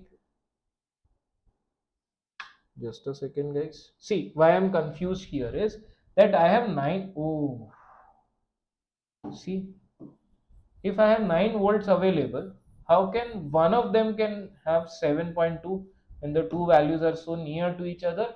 This should have been 9, this should have been 9, this should have been 9. So 18 into 9 divided by 30, 5.4 volts. Makes sense, right? Not equal, but nearly same, right? Then see, this is again potential divider logic. A circuit in A is now modified by adding a uniform resistance wire XY and a galvanometer. The length of the wire XY is 1.2 and the movable connection Z is positioned on the wire XY so that the galvanometer reading is 0. What does that mean? That means that the potential drop across XZ is equal to the potential drop across the light dependent resistor. Calculate the length XZ along the resistance wire. So can I write potential drop across XZ and the ratio of potential drop across XY? Yes, I can write this is equal to potential drop at 1800 ohm resistor upon potential drop for the whole circuit, right? This voltage, the potential drop is equal to resistance, and because this is a resistance wire, it has equal resistance, uniform resistance throughout the length. So can I say resistance will depend only on the length, right? So I can write that the length xy upon, see, I have made small mistake here, xz and xy. So length xz upon length xy should be equal to the resistance 1800 upon the total resistance 3000. Or because I want to find voltage, if I wanted to find resistance, I could use that. Because I want to find your voltage, I'll say 5.4 upon the total voltage available, which is 9. Now let's see, xy is given as 12, so xz is equal to 5.4 into 12 upon 9. So I have 5.4 into 12 divided by 9, which will give me 7.2 meter. This is the length of the resistance wire. the environmental conditions change, causing a decrease in resistance of LDR. Now the components that we study are thermistor and light dependent resistor. When light intensity changes, the resistance of LDR will change. When temperature changes, resistance of thermistor will change. But how will they change? Remember that they are negative coefficient components, meaning when the light intensity decreases, the resistance will increase. When the temperature decreases, resistance will increase, and vice versa. But you don't need to actually, I don't think you need to remember, causes the change in, causes a decrease in the resistance of LDR. The temperature of LDR remains constant. State whether there is decrease, increase, or no change in the intensity of light illuminating the LDR. So if the resistance is decreasing, the light illuminating LDR should increase. They are inversely proportional. Total power produced by the battery. Now if resistance decreases, what will happen to the current in the battery? It will increase, and power is I square R. So if resistance decreases but current increases, then the power depends on square of current. So definitely the total power produced by the battery increases. The length xz, so that the galvanometer reads 0 again. So if this decreases, the length xz should also decrease, so that the voltage remains same. The difference in voltage remains 0. So the length should decrease. So your answers are intensity increases, power increases, but the length decreases. Then we have next question. Battery of EMF 9.6 volt and negligible internal resistance. See, we will also look at some questions where internal resistance is also given, that are known as practical circuits, right? I had not mentioned internal resistance in the list of topics, but it is there. A battery of EMF 9.6 volt and negligible internal resistance is connected in series with two fixed resistors and a thermistor as shown in figure 7.1. Okay, it is shown the fixed resistor have resistance of 3400 ohm and 5800 ohm. The reading on voltmeter in the circuit is 6 volts. So across 5800 it is 3.6 volt. Calculate the current in resistor of resistance 5800. As I already said, the voltage in 5800 ohm resistor is 9.6 minus 6, because 6 is across these two components, so it is 3.6. And I know V is equal to IR, and I is equal to 3.6 upon 5800. That will give me, this is not 1, this is I, so we have 3.6 divided by 5800, which will give me 6 into 10 to the power minus 4 ampere. It is 6.2 in 6.206. So I'll write 6.2, right? Because 9.6 is given. Then we have calculate the resistance of the thermistor. Okay, do I have the current correct? It should be 3.6. V is equal to IR. V is 3.6. R is 5800. So the current is correct. Okay. Calculate the resistance of the thermistor. Now see, if the voltage here is 6 volts, right? And just a second. It is distributed in two parts, but I don't know how much that is. I know how much current is passing. Okay, then I can work it out. See, I know that how much current is passing, 6.2 into 10 to the power minus 4 ampere. Let me first write that down. 6.2 into 10 to the power minus 4 ampere of current is passing. If I multiply, V is equal to IR, right? If I multiply 3400 and 6.2 into 10 to the power minus 4, I can find out what is the voltage drop in this first resistor. So we have 3400 multiplied by 6.2 into 10 to the power minus 4 comes to 2.108. So I'll write 2.1 volt. The voltage drop in the thermistor should be 6 minus 2.1. So 6 minus 2.1 should be equal to 3.9 volt. Now I know that current across that is also 6.2. I know the voltage using V is equal to IR, R is equal to V by I. So I have 3.9 upon 6.2 into 10 to the power minus 4. So 3.9 divided by 6.2 gives me 0.6290. 0.6290 into 10 to the power 4, which is 6300 ohm, right? Rounding it off to 6300 ohm. Okay. The initial energy stored in the battery is 2.6 into 10 to the power 4 joule. Assume that the EMF of the battery is constant. Determine the final energy stored in the battery after a charge of 330 coulomb has moved through it. So what I'll do, I'll say that voltage is work done per unit charge. But if I want to find out work done, because that is the energy lost from the battery, so work done is voltage into charge. The voltage of this battery is 9.6. Charge transferred is 330. That should be equal to work done. So I have 9.6 multiplied by 330 giving me 3168 joules of work done. Initially I had, so I can write this as, okay, let's not round it off right now. So I have initially 2.6 into 10 to the power 4. So I'll write 26,000 minus 3168. That is the energy that is stored now, which will give me 2.2 into 10 to the power 4 joules. That is the final stored energy remaining with the battery. Environmental conditions change, same as the LDR. Environmental conditions change, causing an increase in the resistance of thermistor.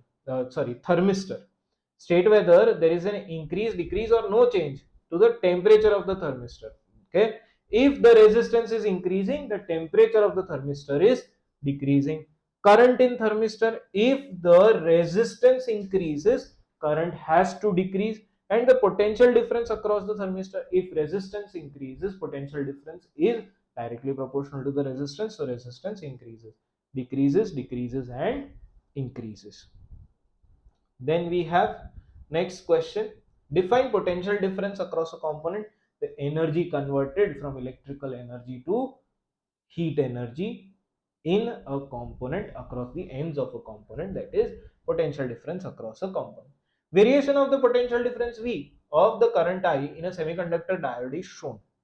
Okay, the resistance of diode in range V to 0.5, 0 to 0.5. So if you look at the graph is IV graph, right? I is on the y-axis, V is on the x-axis.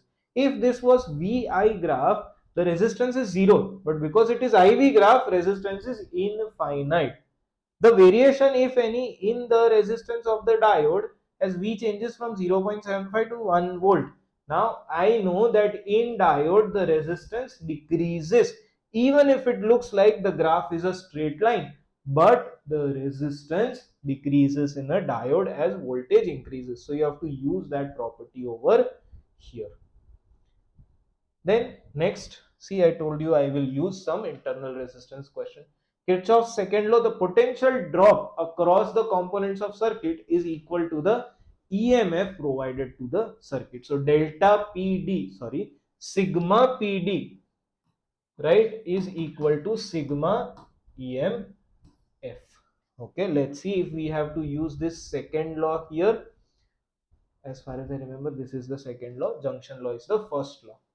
Three identical cells, each of EMF 1.5 volt and internal resistance 590 milli ohm, milli is 10 to the power minus 3, are connected to in parallel across a conductor. The conductor is compressed of two cylindrical sections A and B.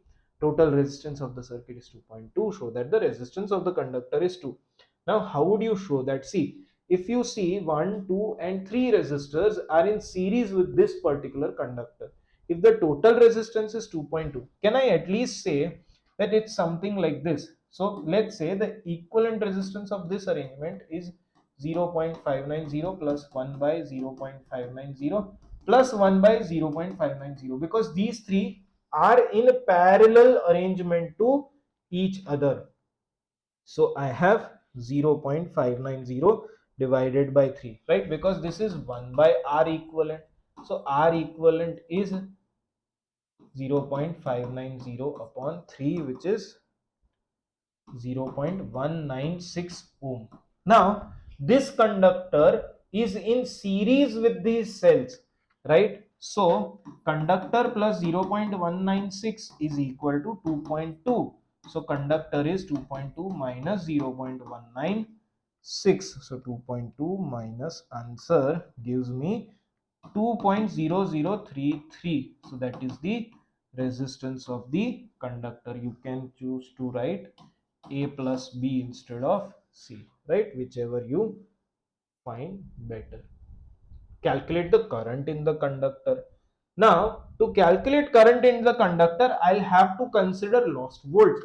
Because there is internal resistance, some of the energy is wasted by the cell in overcoming these many volts, or sorry, these many ohms, right?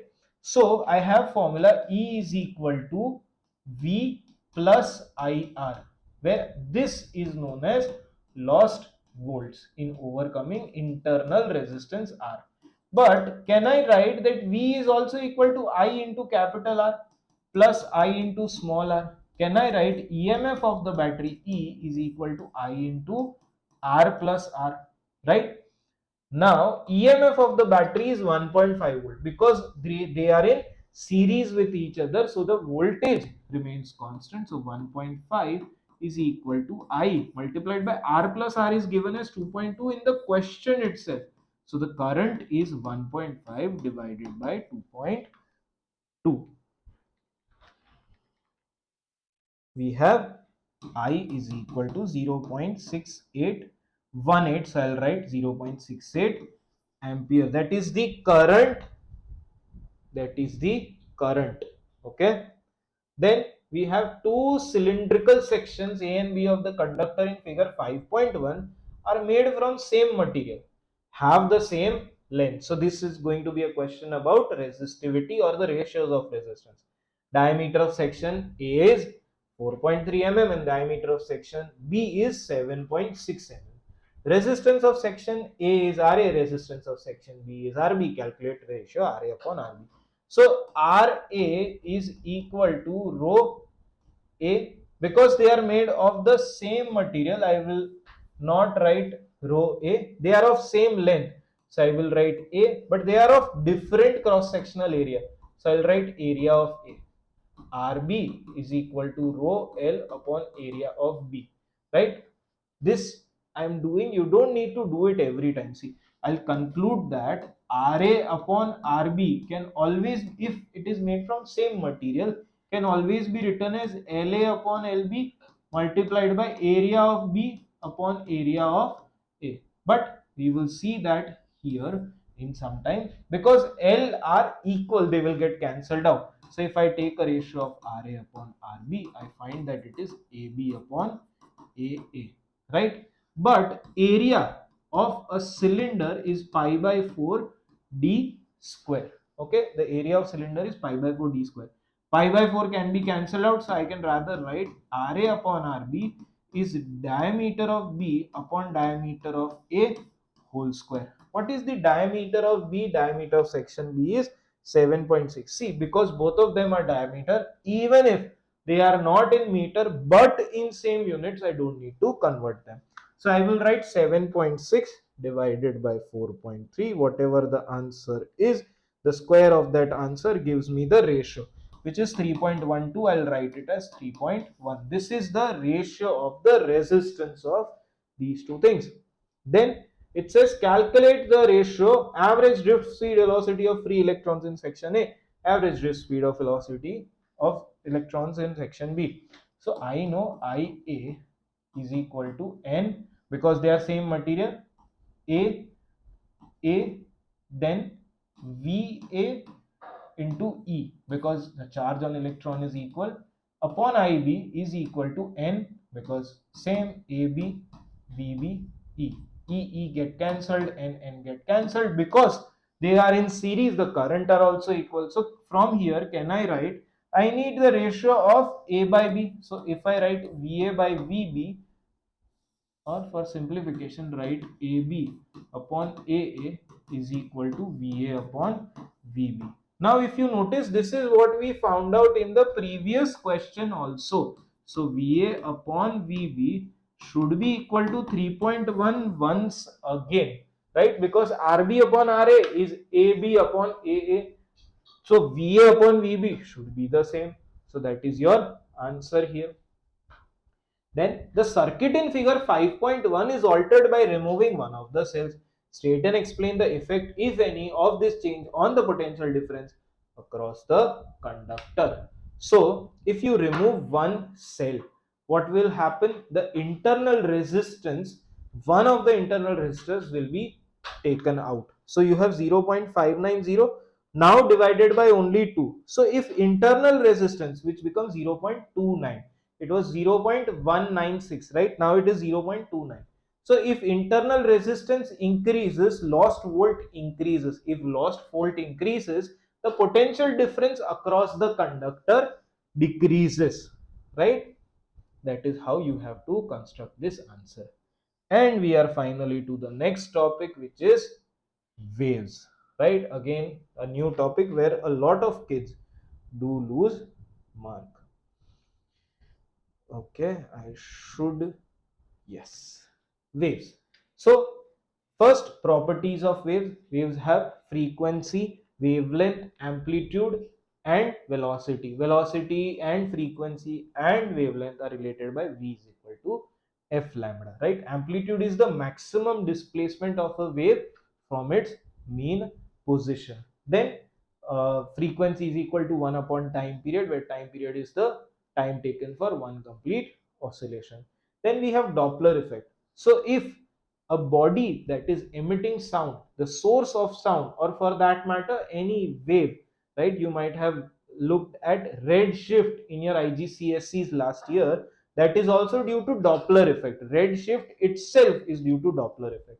What is Doppler effect? Doppler effect says that if the source of sound is moving, what will happen on one side where it is moving, the observed frequency is greater than the frequency of source, because the waves compress, right? Before the wave can go further, the sound source reaches near, so the frequency is perceived that it is greater. On the contrary, when the source is moving away behind the source, what will happen? This frequency will be observed, which is lesser. Okay, with this understanding, we will attempt some questions of Doppler effect. There is an equation, but it is already provided to you in question paper and it is easy to remember. Then there is coherent waves. If I want to study the next part of the waves, I must understand that there are coherent waves. Coherent waves are waves which have constant phase difference throughout their journey wherever they go. So let's say, for example, phase difference is 90-degree. What is phase difference? If I take two particles in a wave, right? Let's let's erase this right now, and let's look at, let's say this is one wave and let's say this is another wave.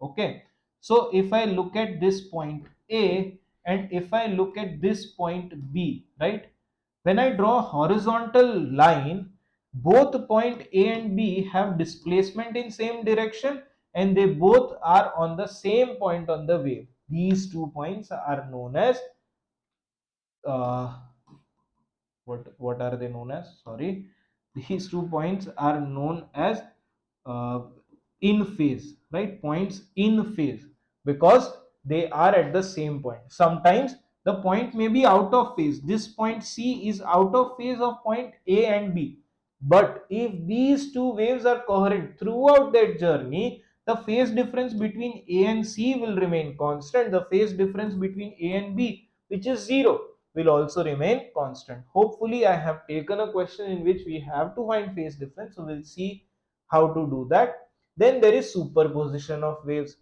Simply understand superposition of waves and why is it important. See, when you are listening to anything, you're not listening to just one wave, right? For example, you are sitting in a car, you're listening to music, you're listening to someone talking, you're listening to noise outside. Are all of these waves causing different vibration in the air? No, they are not. The air is vibrating as a resultant of all of these waves. Your ears can still perceive these sounds separately, but all of these waves superimpose, they are with each other, they cause a resultant vibration of the air particles, and that is perceived by your ears. So it is important to understand how do waves superimpose or superposition of waves. The resultant wave is a the resultant displacement of wave is the vector sum of all the constituent waves, right? If you want to study or look at more about these waves, you should read your textbook line to line. It explains very nicely. Interference of waves. Now, when I superimpose wave one on another, if the phase difference is 180, what will happen? If phase difference is 0, what will happen? That is interference. Then standing waves. So superposition interference talks about the fact that if the two waves are going in same direction, or three waves or five waves or 10 waves are going in same direction, but what happens when two waves with same frequency, same amplitude, same phase difference, and they are traveling in opposite direction, what will happen? You will have standing waves. Then diffraction, bending of waves after passing through a slit is known as diffraction, and from there we will look at diffraction grating, examples of diffraction grating. And polarization, which is a new topic, we'll look at a few examples of polarization. It works on very simple formula that I is equal to I0, the initial intensity of the wave, multiplied by the cos square of theta, the angle between the vertical and the plane of the polarizer.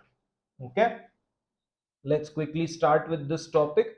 So we have just a second, let me take it to the last slide so I don't have to do this again, right? We'll be just left with nuclear physics after this, finally, right?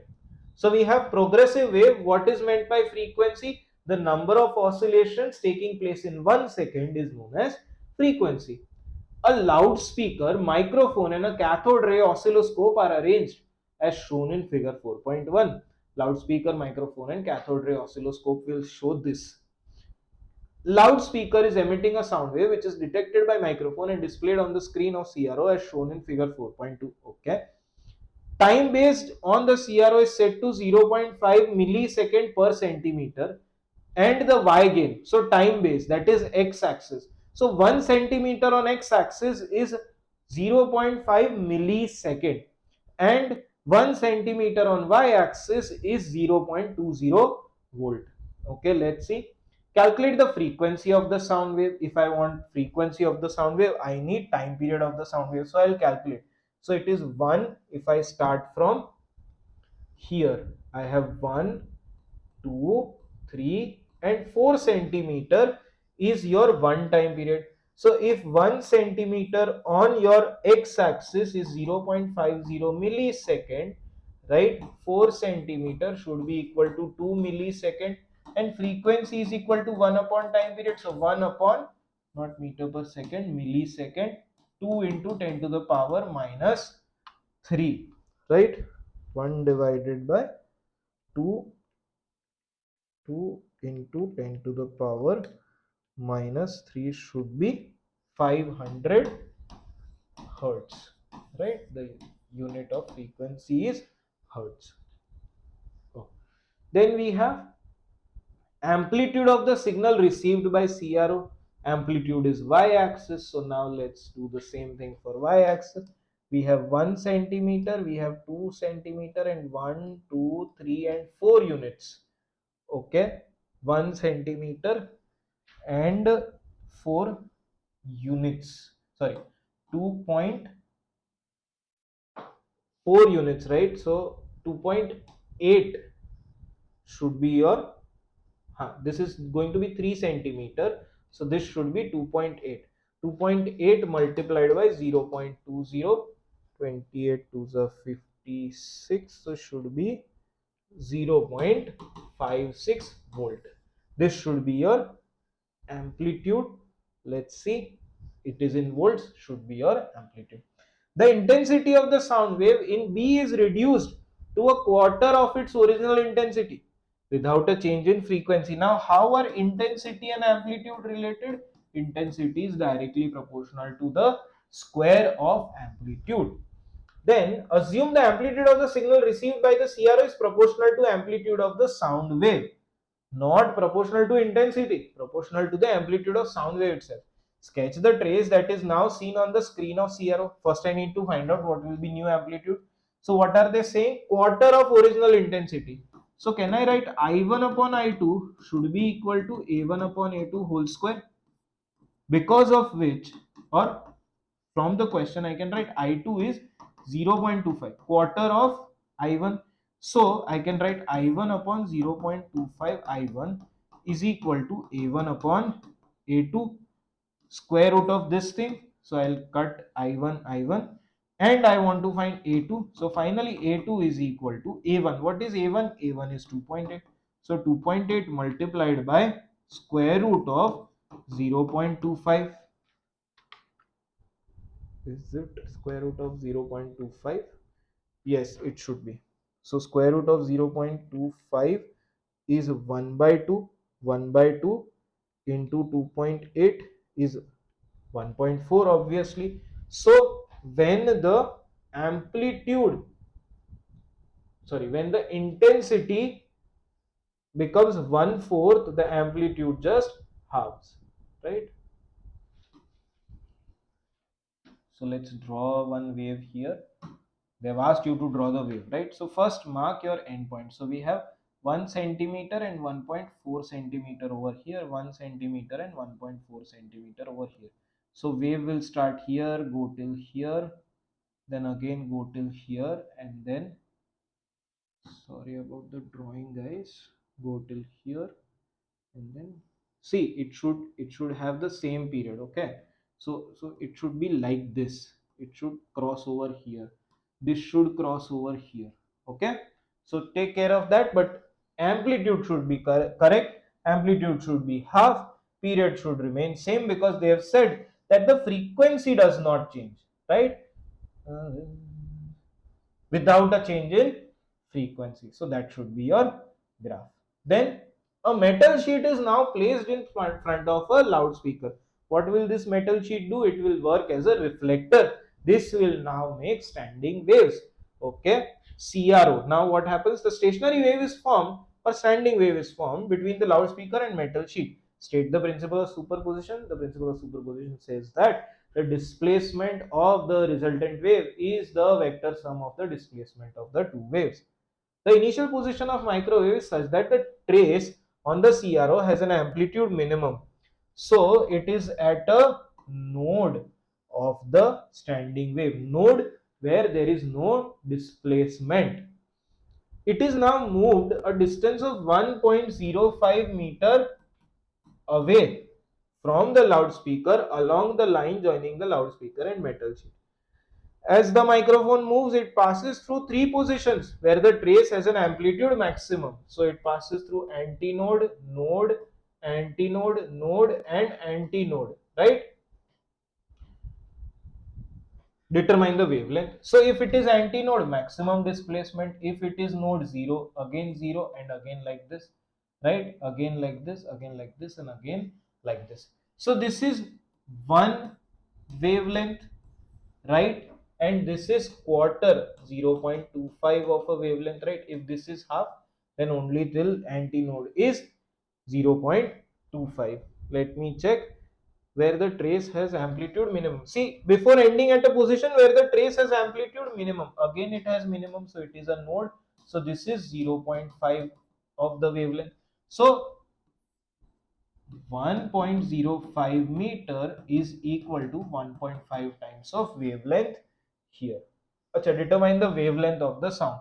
So 1.05 divided by 1.5, you have 0.7 meter. This is the wavelength of the sound wave.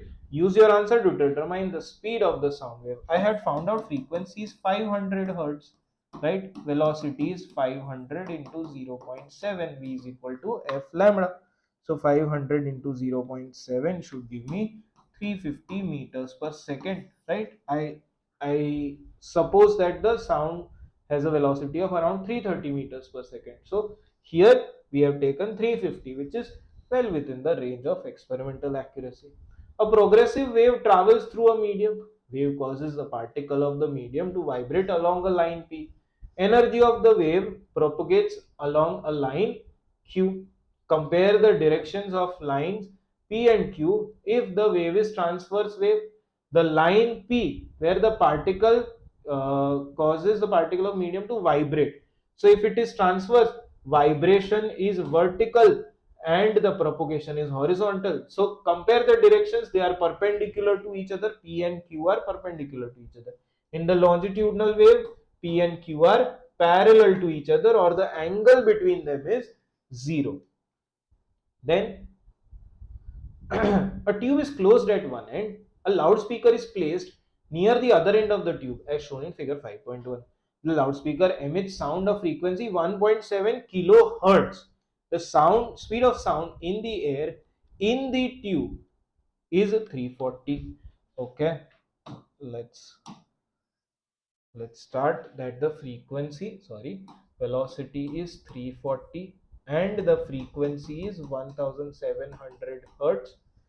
Okay, determine wavelength. So V is equal to F lambda. Lambda is equal to V by F. So you have 340 divided by 1700. So you have 0.2 meter is the wavelength of the sound. The length L of the tube. Now see, look at this tube. It is having antinode here and antinode here. Between two antinode there must be a node, and for obvious reasons the closed end is always a node. So what will the wave look like? The wave will look, oh no, it will not look like this, I'm sorry. It will look something like this. It will still not look like this, I'm sorry. It will look something like this.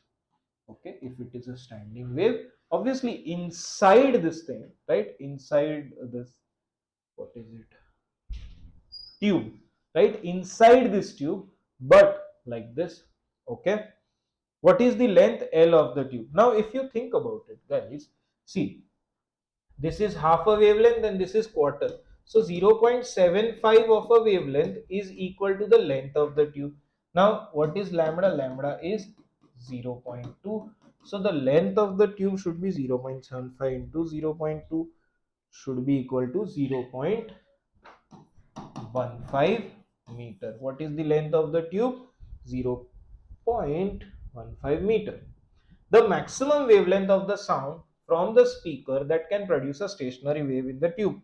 So if this is the tube, this is first harmonic, right? First harmonic forms something like this. What is this? This is antinode and this is node at the closed end, as I already told you. So this is quarter of a wavelength. So 1 by 4 of wavelength should be equal to 0.15. So wavelength should be 0.15 into 4, so should be 0.60 meter, right? The maximum wavelength that can produce a stationary wave here. And we have a polarization question. Now see, to understand polarization, imagine like this. Okay, someone is, first let me draw a diagram. So you're holding a cardboard box on which there is a vertical slit, okay, vertical hole, and someone, you're passing a rope through it, and someone is moving that rope in whatever direction they want.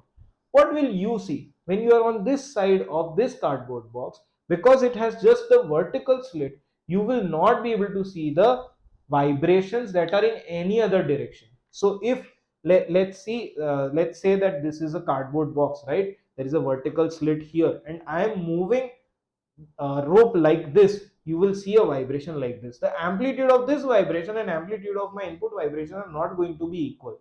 They are related by the cos square of the angle between the vibrations, right? So if this is vertical slit, it is known as polarizing plane. Right now it's vertical. If I rotate it, it will keep on rotating. Depending on this logic, we have a lot of questions. So what is happening? This is incident beam, right? And hopefully and almost always, or let's say always, I've seen always that the plane through which this particular wave is vibrating is always vertical. and this polarizing plane is at 35 degree to vertical, and transmission axis of the filter is 35 degree. So two polarizing filters are arranged so that their planes are vertical to the parallel. The planes are vertical and parallel.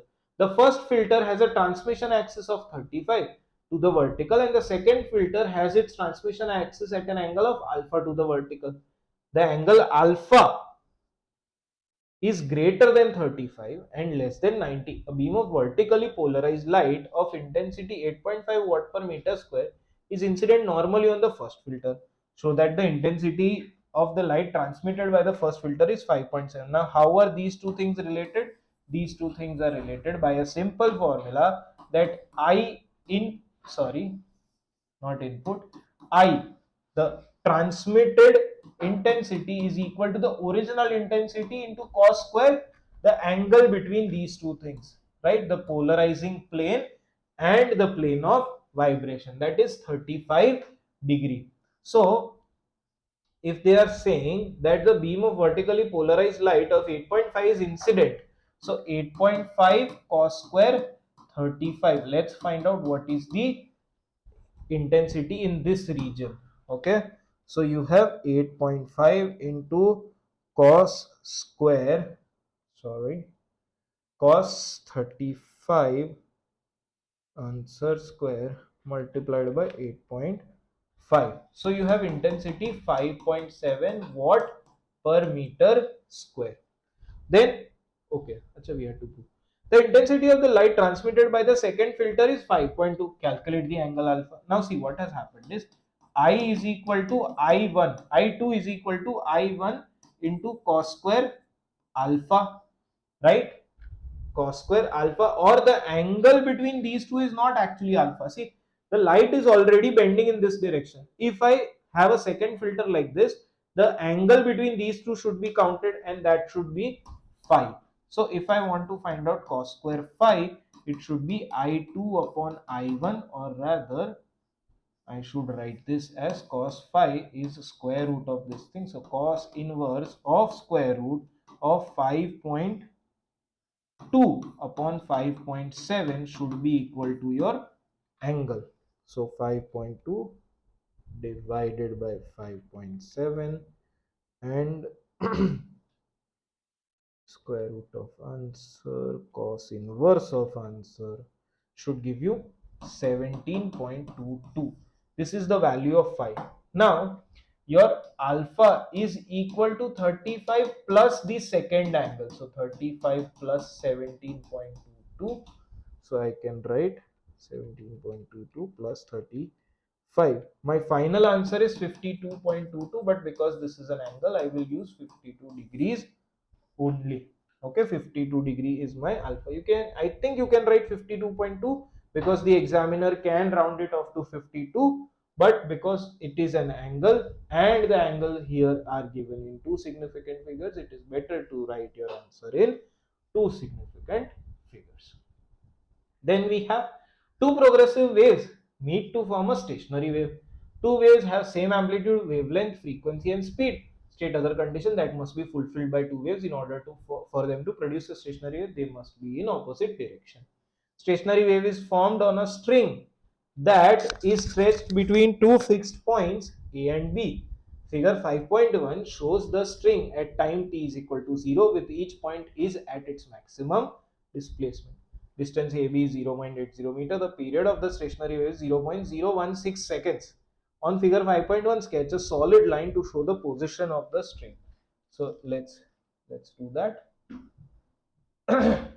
Okay. Now, if you see the period is 0.016, what will happen in 0.016? It will go here, then here, come back here, and then come back here. So four motion it can do. Now, if they are saying 0.004, so I'll say 0.004 upon 0.016. This is nothing but 1/4. So 1/4 of oscillation is complete in this much time. So what should be the line P? Line P should be here. Okay. Then 0.024. So again I have 0.024 and divided by 0.016. I find that this is 6 by 4 or 1.5. So 1.5 times. So one wave is complete and then other half of the wave is complete. So this should be something like this with equal amplitude always, and this is your wave Q. This is where this standing wave will be after 0.024 seconds. Then it says determine the speed of the progressive wave along the string. Now you have been given that time period is equal to 0.016 seconds. Okay, energy is not being transferred in a stationary wave, but it can have vibration.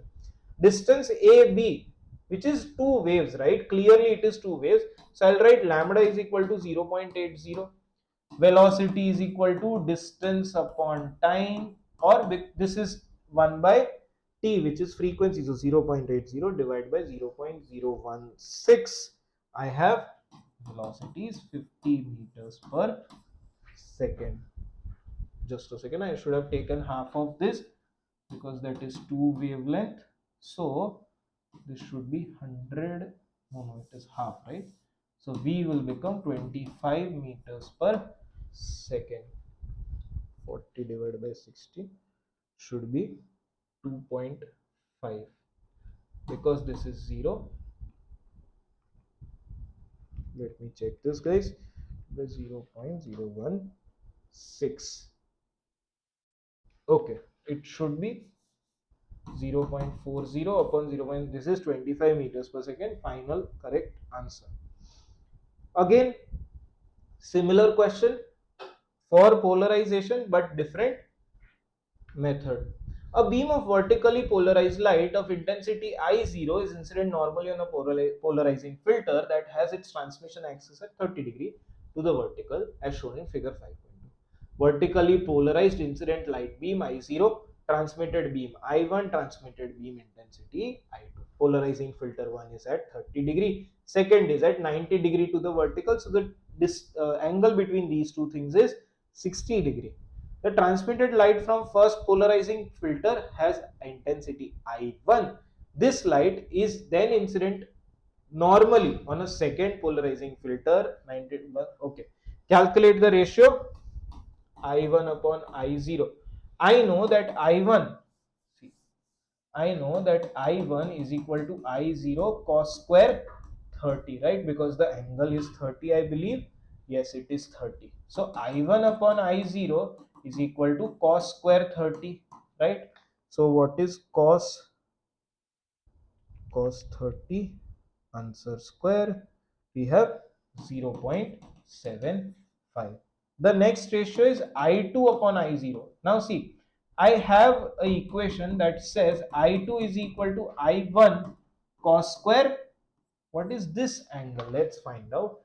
So this is already 30 and this is 90 to the first light, right? So the difference between these two should be 60 degree, and that is the angle you should keep here. So I1 upon I2 is equal to I1 cos square 60, but I know that I1 is equal to I0 cos square 30, right? So I2 is equal to I0 cos square 30 into cos square 60.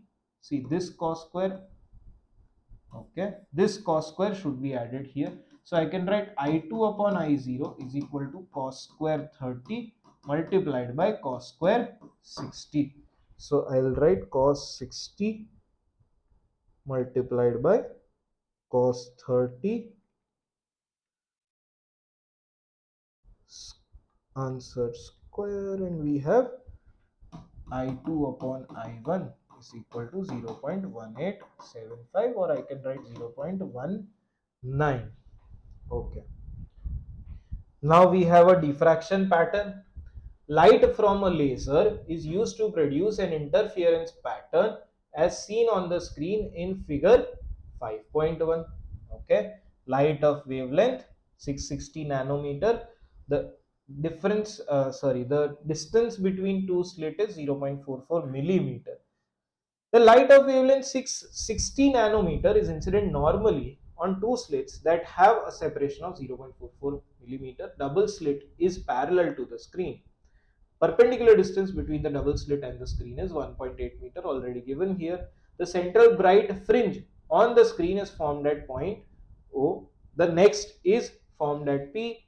The next bright is at Q, and next dark is at R. The light wave from the two slits are coherent. State what is meant by coherent. Waves with constant phase difference. For two light waves superposing at R, the dark fringe, the second dark fringe, calculate the difference in their path lengths in nanometer from the slits. Now see, there is a small theory about this, right? Let's say this is also lambda and this is also lambda. If they are in phase, right, and the phase difference is zero, there are two different things, okay? If they are in phase, such that the phase difference will never change, and the phase difference is also zero, such that a crest and a crest start together.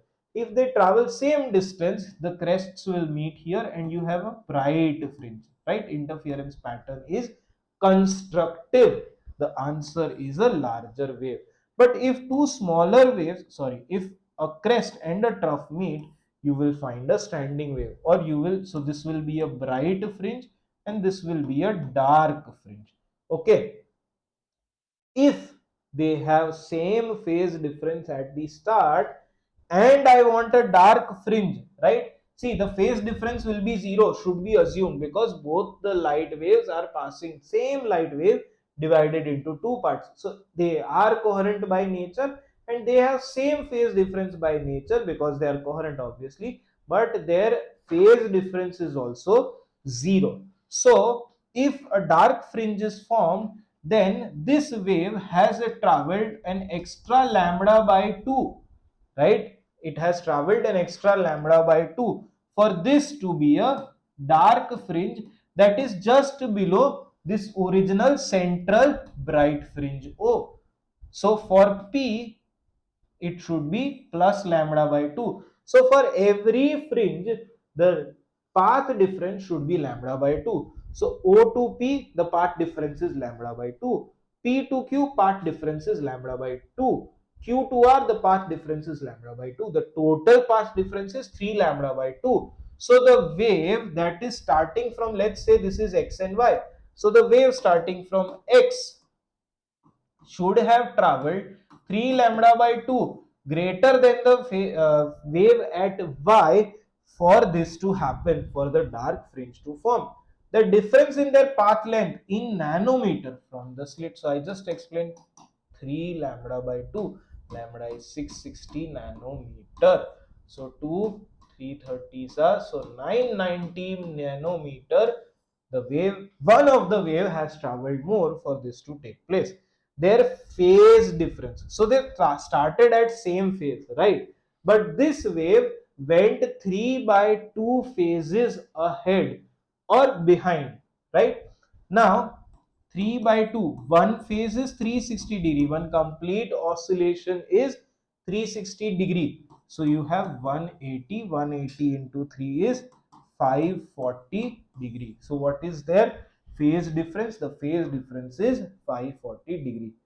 Calculate the distance OQ.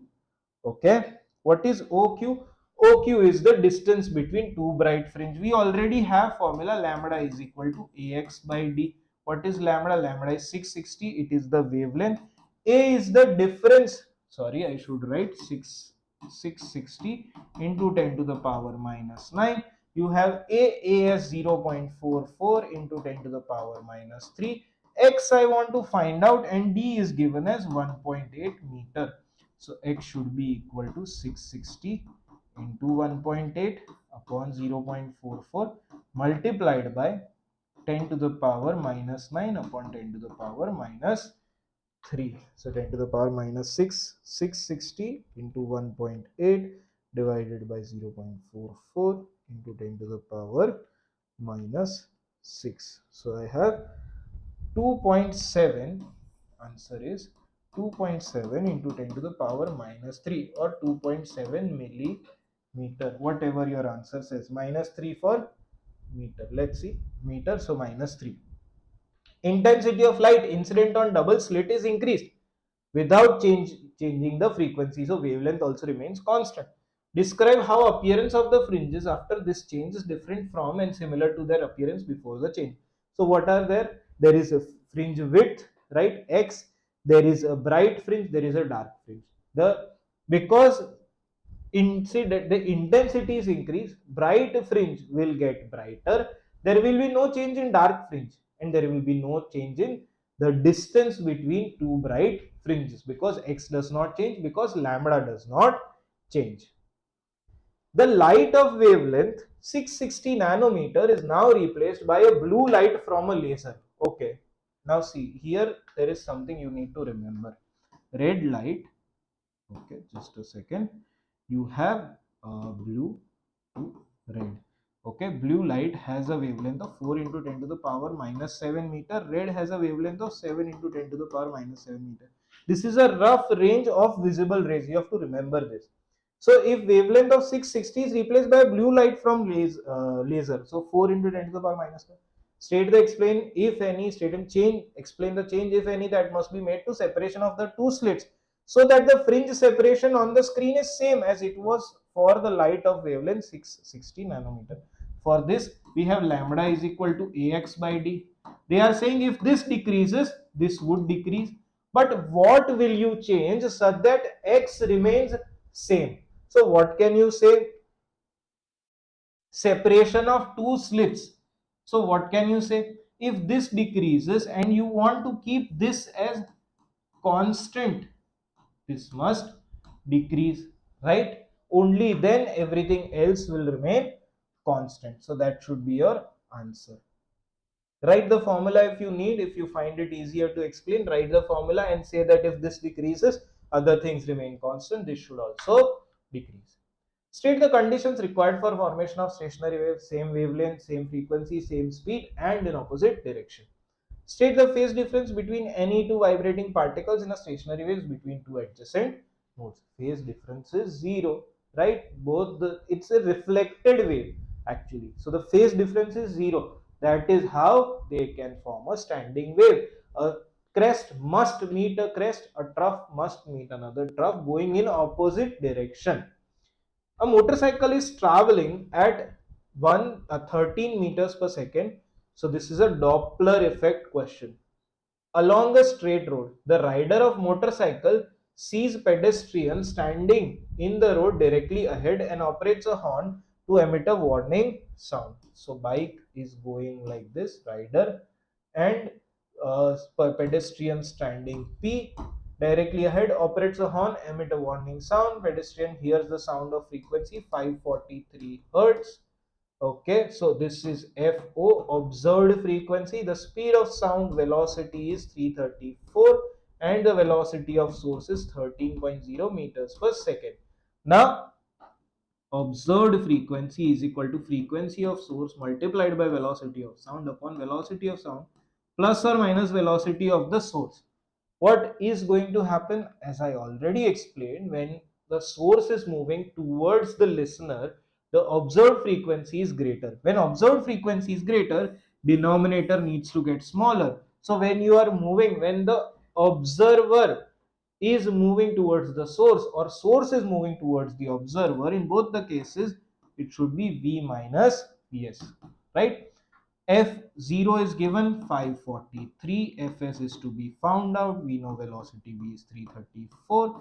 334 minus 13 will give me 321, right? So 543 multiplied by 321 divided by 334 will give me 521.86. So 522 hertz is the frequency of the original sound emitted. Now, the motorcycle rider passes the stationary pedestrian and then moves directly away from her. As the rider moves away, he operates the horn for a second time. The pedestrian now hears the sound that is increasing in frequency. State the variation in the speed of motorcycle when the rider operates this horn for a second time. So when he is going in this direction, let's say here is the pedestrian. Before passing, when he emits the sound, the sound waves are emitted something like this, okay, nearer on this side and further on the other side. The same should happen here also, right? Pedestrian must hear that the frequency of the sound is decreasing. In only one case, the frequency can still be increasing if the person is decelerating, right? If the person is decelerating, if his velocity is decreasing, then the change in frequency, the decrease in frequency will not be so much. Passes, moves directly away, operates. The pedestrian now hears sound that is increasing in frequency. In the speed of motorcycle, the speed of motorcycle is decreasing. If the speed, see, look at this, f0 is equal to fsv upon v plus vs, right?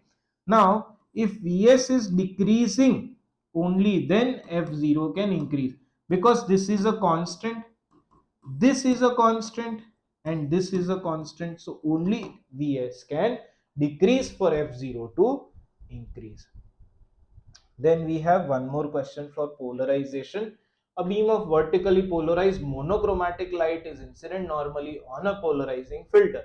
The filter is positioned with its transmission axis 20 degree of the vertical by considering calculate the amplitude. So now they are asking you to find I t upon I0. From there they are asking you to find out using this. See, we already know this is equal to AT upon A0, right? Whole square. Okay. But this itself is equal to cos square 20, right? Is equal to AT upon A0 whole square. Square, square. Cancelled. AT upon A0 is cos 20. Cos 20 is 0.93. So the ratio of amplitude is 0.93. Simple. The filter is now rotated about the direction of the light beam from its starting position as shown in figure 5.1. So, okay, it's rotated like this. Calculate the minimum. Okay, I read that. Calculate the minimum angle through which the filter must be rotated so that the intensity of transmitted light returns to the value that it is when the filter was in the starting position. So what they are saying, what does this mean is they are rotating it in this direction such that if this is intensity IT, after rotation also they want the intensity to be IT. For that to happen, the angle here must be 20 degree, right?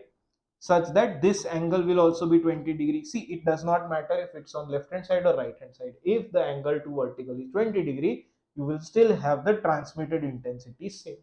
Now to do that, because this itself is a straight line, right? Let me erase this and show it to you again, right? This vertical plane obviously is a straight line, and I need this to be 20 degree. What is the rotation available? This is 180, right? 20 was starting position. I need 20 degree even after rotation. So I must rotate it by 140 degree for me to have same intensity. So your angle is 140 degree. For a progressive water wave, what is meant by displacement? The distance from the center position, mean position or equilibrium position. Amplitude is the maximum displacement from this mean position. Two coherent waves x and y meet at a point and superpose. The phase difference between the waves at the point is 180 degree. Wave x has an amplitude of 1.2 centimeter and intensity I. Wave y has an amplitude of 3.6 centimeter. Calculate in terms of t the resultant intensity of the meeting point. So what they are saying, if the phase difference is 180, this is 1.2 centimeter, okay, and the other one coming like this has 3.6 centimeter as the amplitude. When they meet, this is going to be a destructive interference. What is the resultant amplitude? The resultant amplitude is 3.6 minus 1.2, which is going to be 2.4 centimeter. Now if the wave that has amplitude 1.2 centimeter has an intensity of I, what is the intensity of this wave? If amplitude doubles, the intensity quadruples, right? Because intensity is directly proportional to amplitude square. I2 should be equal to just a second. So I of 2.4 should be equal to 4 times of I of 1.2 simply, right? So 4I, right? Because the intensity of 1.2 wave is I as given here, the intensity should be 4I. Monochromatic light is incident on a diffraction grating. Describe the diffraction of the light wave as they pass through grating. The light wave, what happens with diffraction? They disperse, right? They deviate and spread. Uh, Describe the diffraction of light waves after passing through the slit. They start dispersing, the angle of their dispersal increases. Okay, so we have a parallel beam of light consists, oh, this is a very interesting question. A parallel beam of light consists of two wavelengths, 540 nanometer and 630 nanometer. Light is incident normally on a diffraction grating. Third order diffraction maxima are produced for each of the two wavelengths. No higher orders are produced for either wavelength. So we'll use a new formula here. Determine the smallest possible line spacing D for diffraction grating. Now see, this 540 nanometer light wants to pass through this diffraction grating. 630 nanometer light wants to pass through this diffraction grating. But diffraction grating, if can only diffract 540 nanometer, it's not okay. The diffraction grating should diffract both of them. Now, if the slit is smaller than the wavelength of light itself, diffraction cannot take place. But if it is similar to the wavelength of light or a little bit greater, diffraction can take place. So if I can diffract this, supposedly I can diffract this also, right? So I will use this here.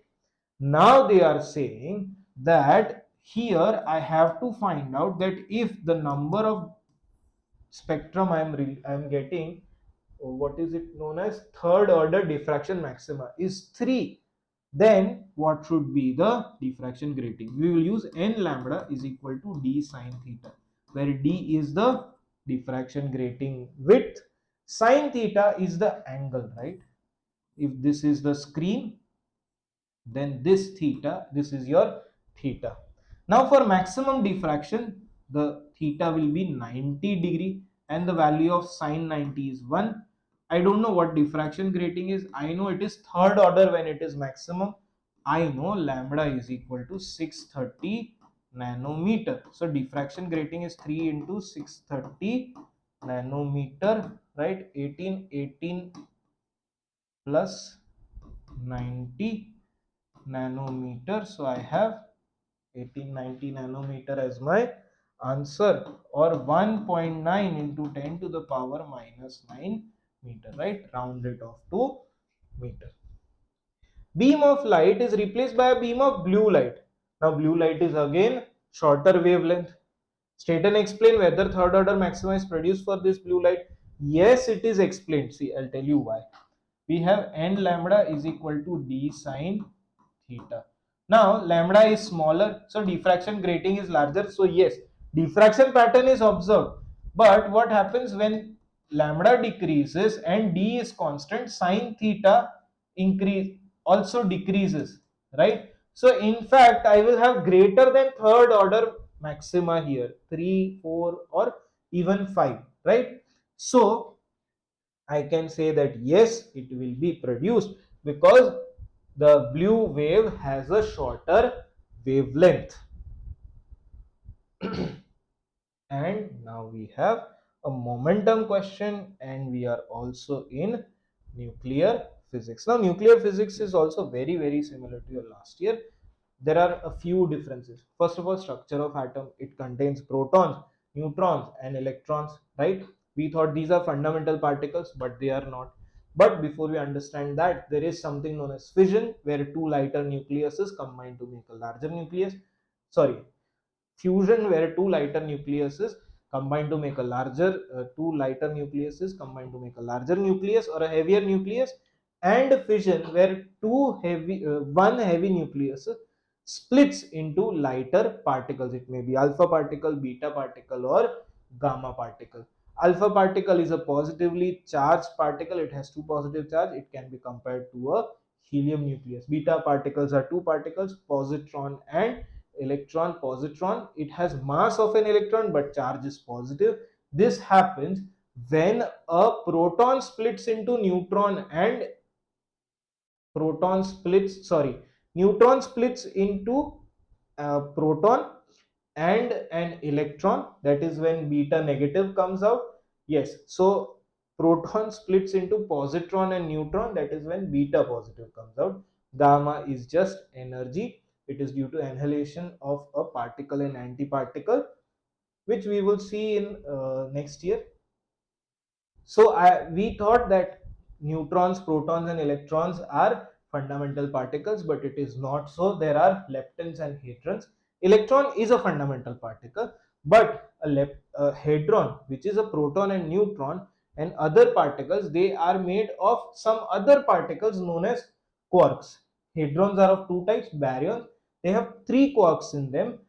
Our neutron and proton are types of baryons, right? Proton has a up up down quark, neutron has a up down down quark, right?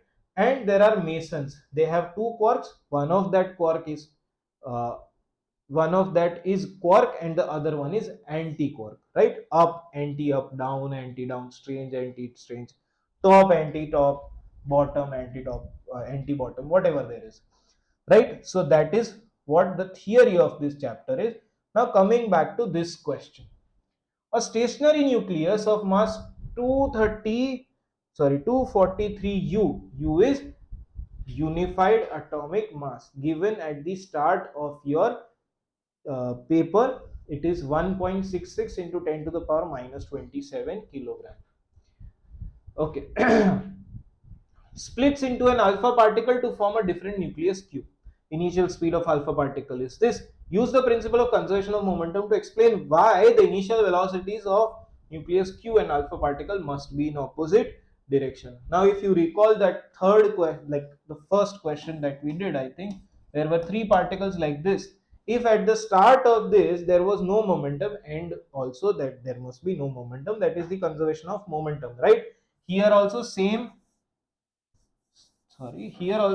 thing is taking place.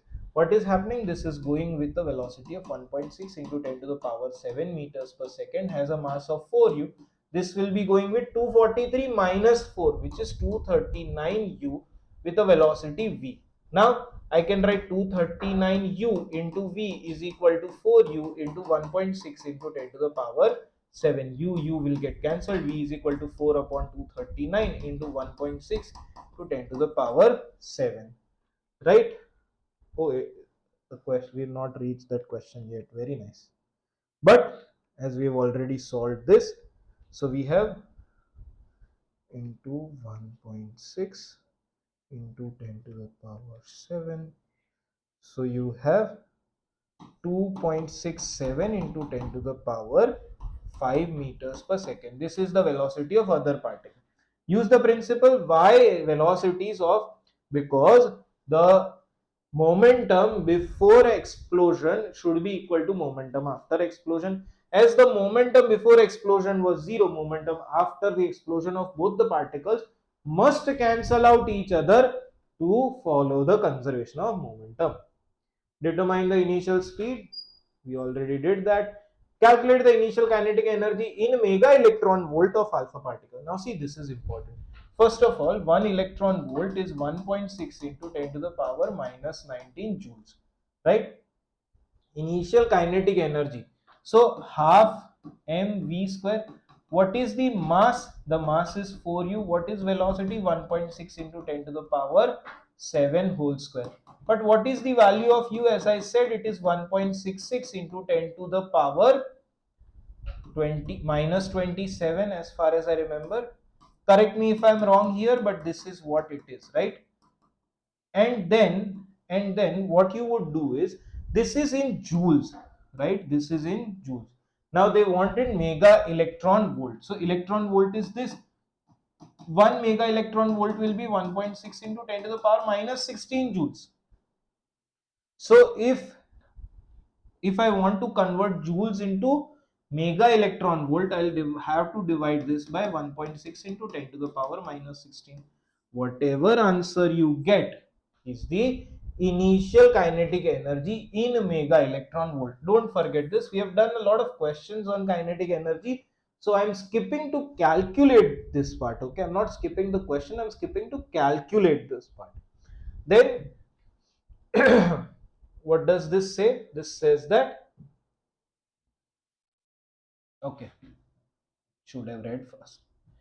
The nuclide carbon 14, right, is unstable and undergoes beta minus decay, emitting a high energy electron and anti-neutrino to form a new nuclide, right? Anti-neutrino is given up because we found out that the beta particles were in a range of kinetic energies. Now, if the nuclide destruction or the splitting is always the same, if it always gives out an alpha particle or a beta particle or gamma radiation, then how can it have different energy, different kinetic energy? Does it mean that every nuclear reaction, every radioactive change that is taking place has different energy level? No, it is not so. There is a particle known as antineutrino, and the energy given out during this change is distributed between these two things, and that is why they are in ranges. Okay, now the equation for decay is shown. Complete this equation. So electron, so I'll have -1 and 0 here. X, what happens in beta minus decay? In a beta minus decay, we are giving an electron, so neutron splits into a proton and an electron. So if proton number increases, it becomes 7, but because a neutron is changing to proton, the nucleus number still remains same.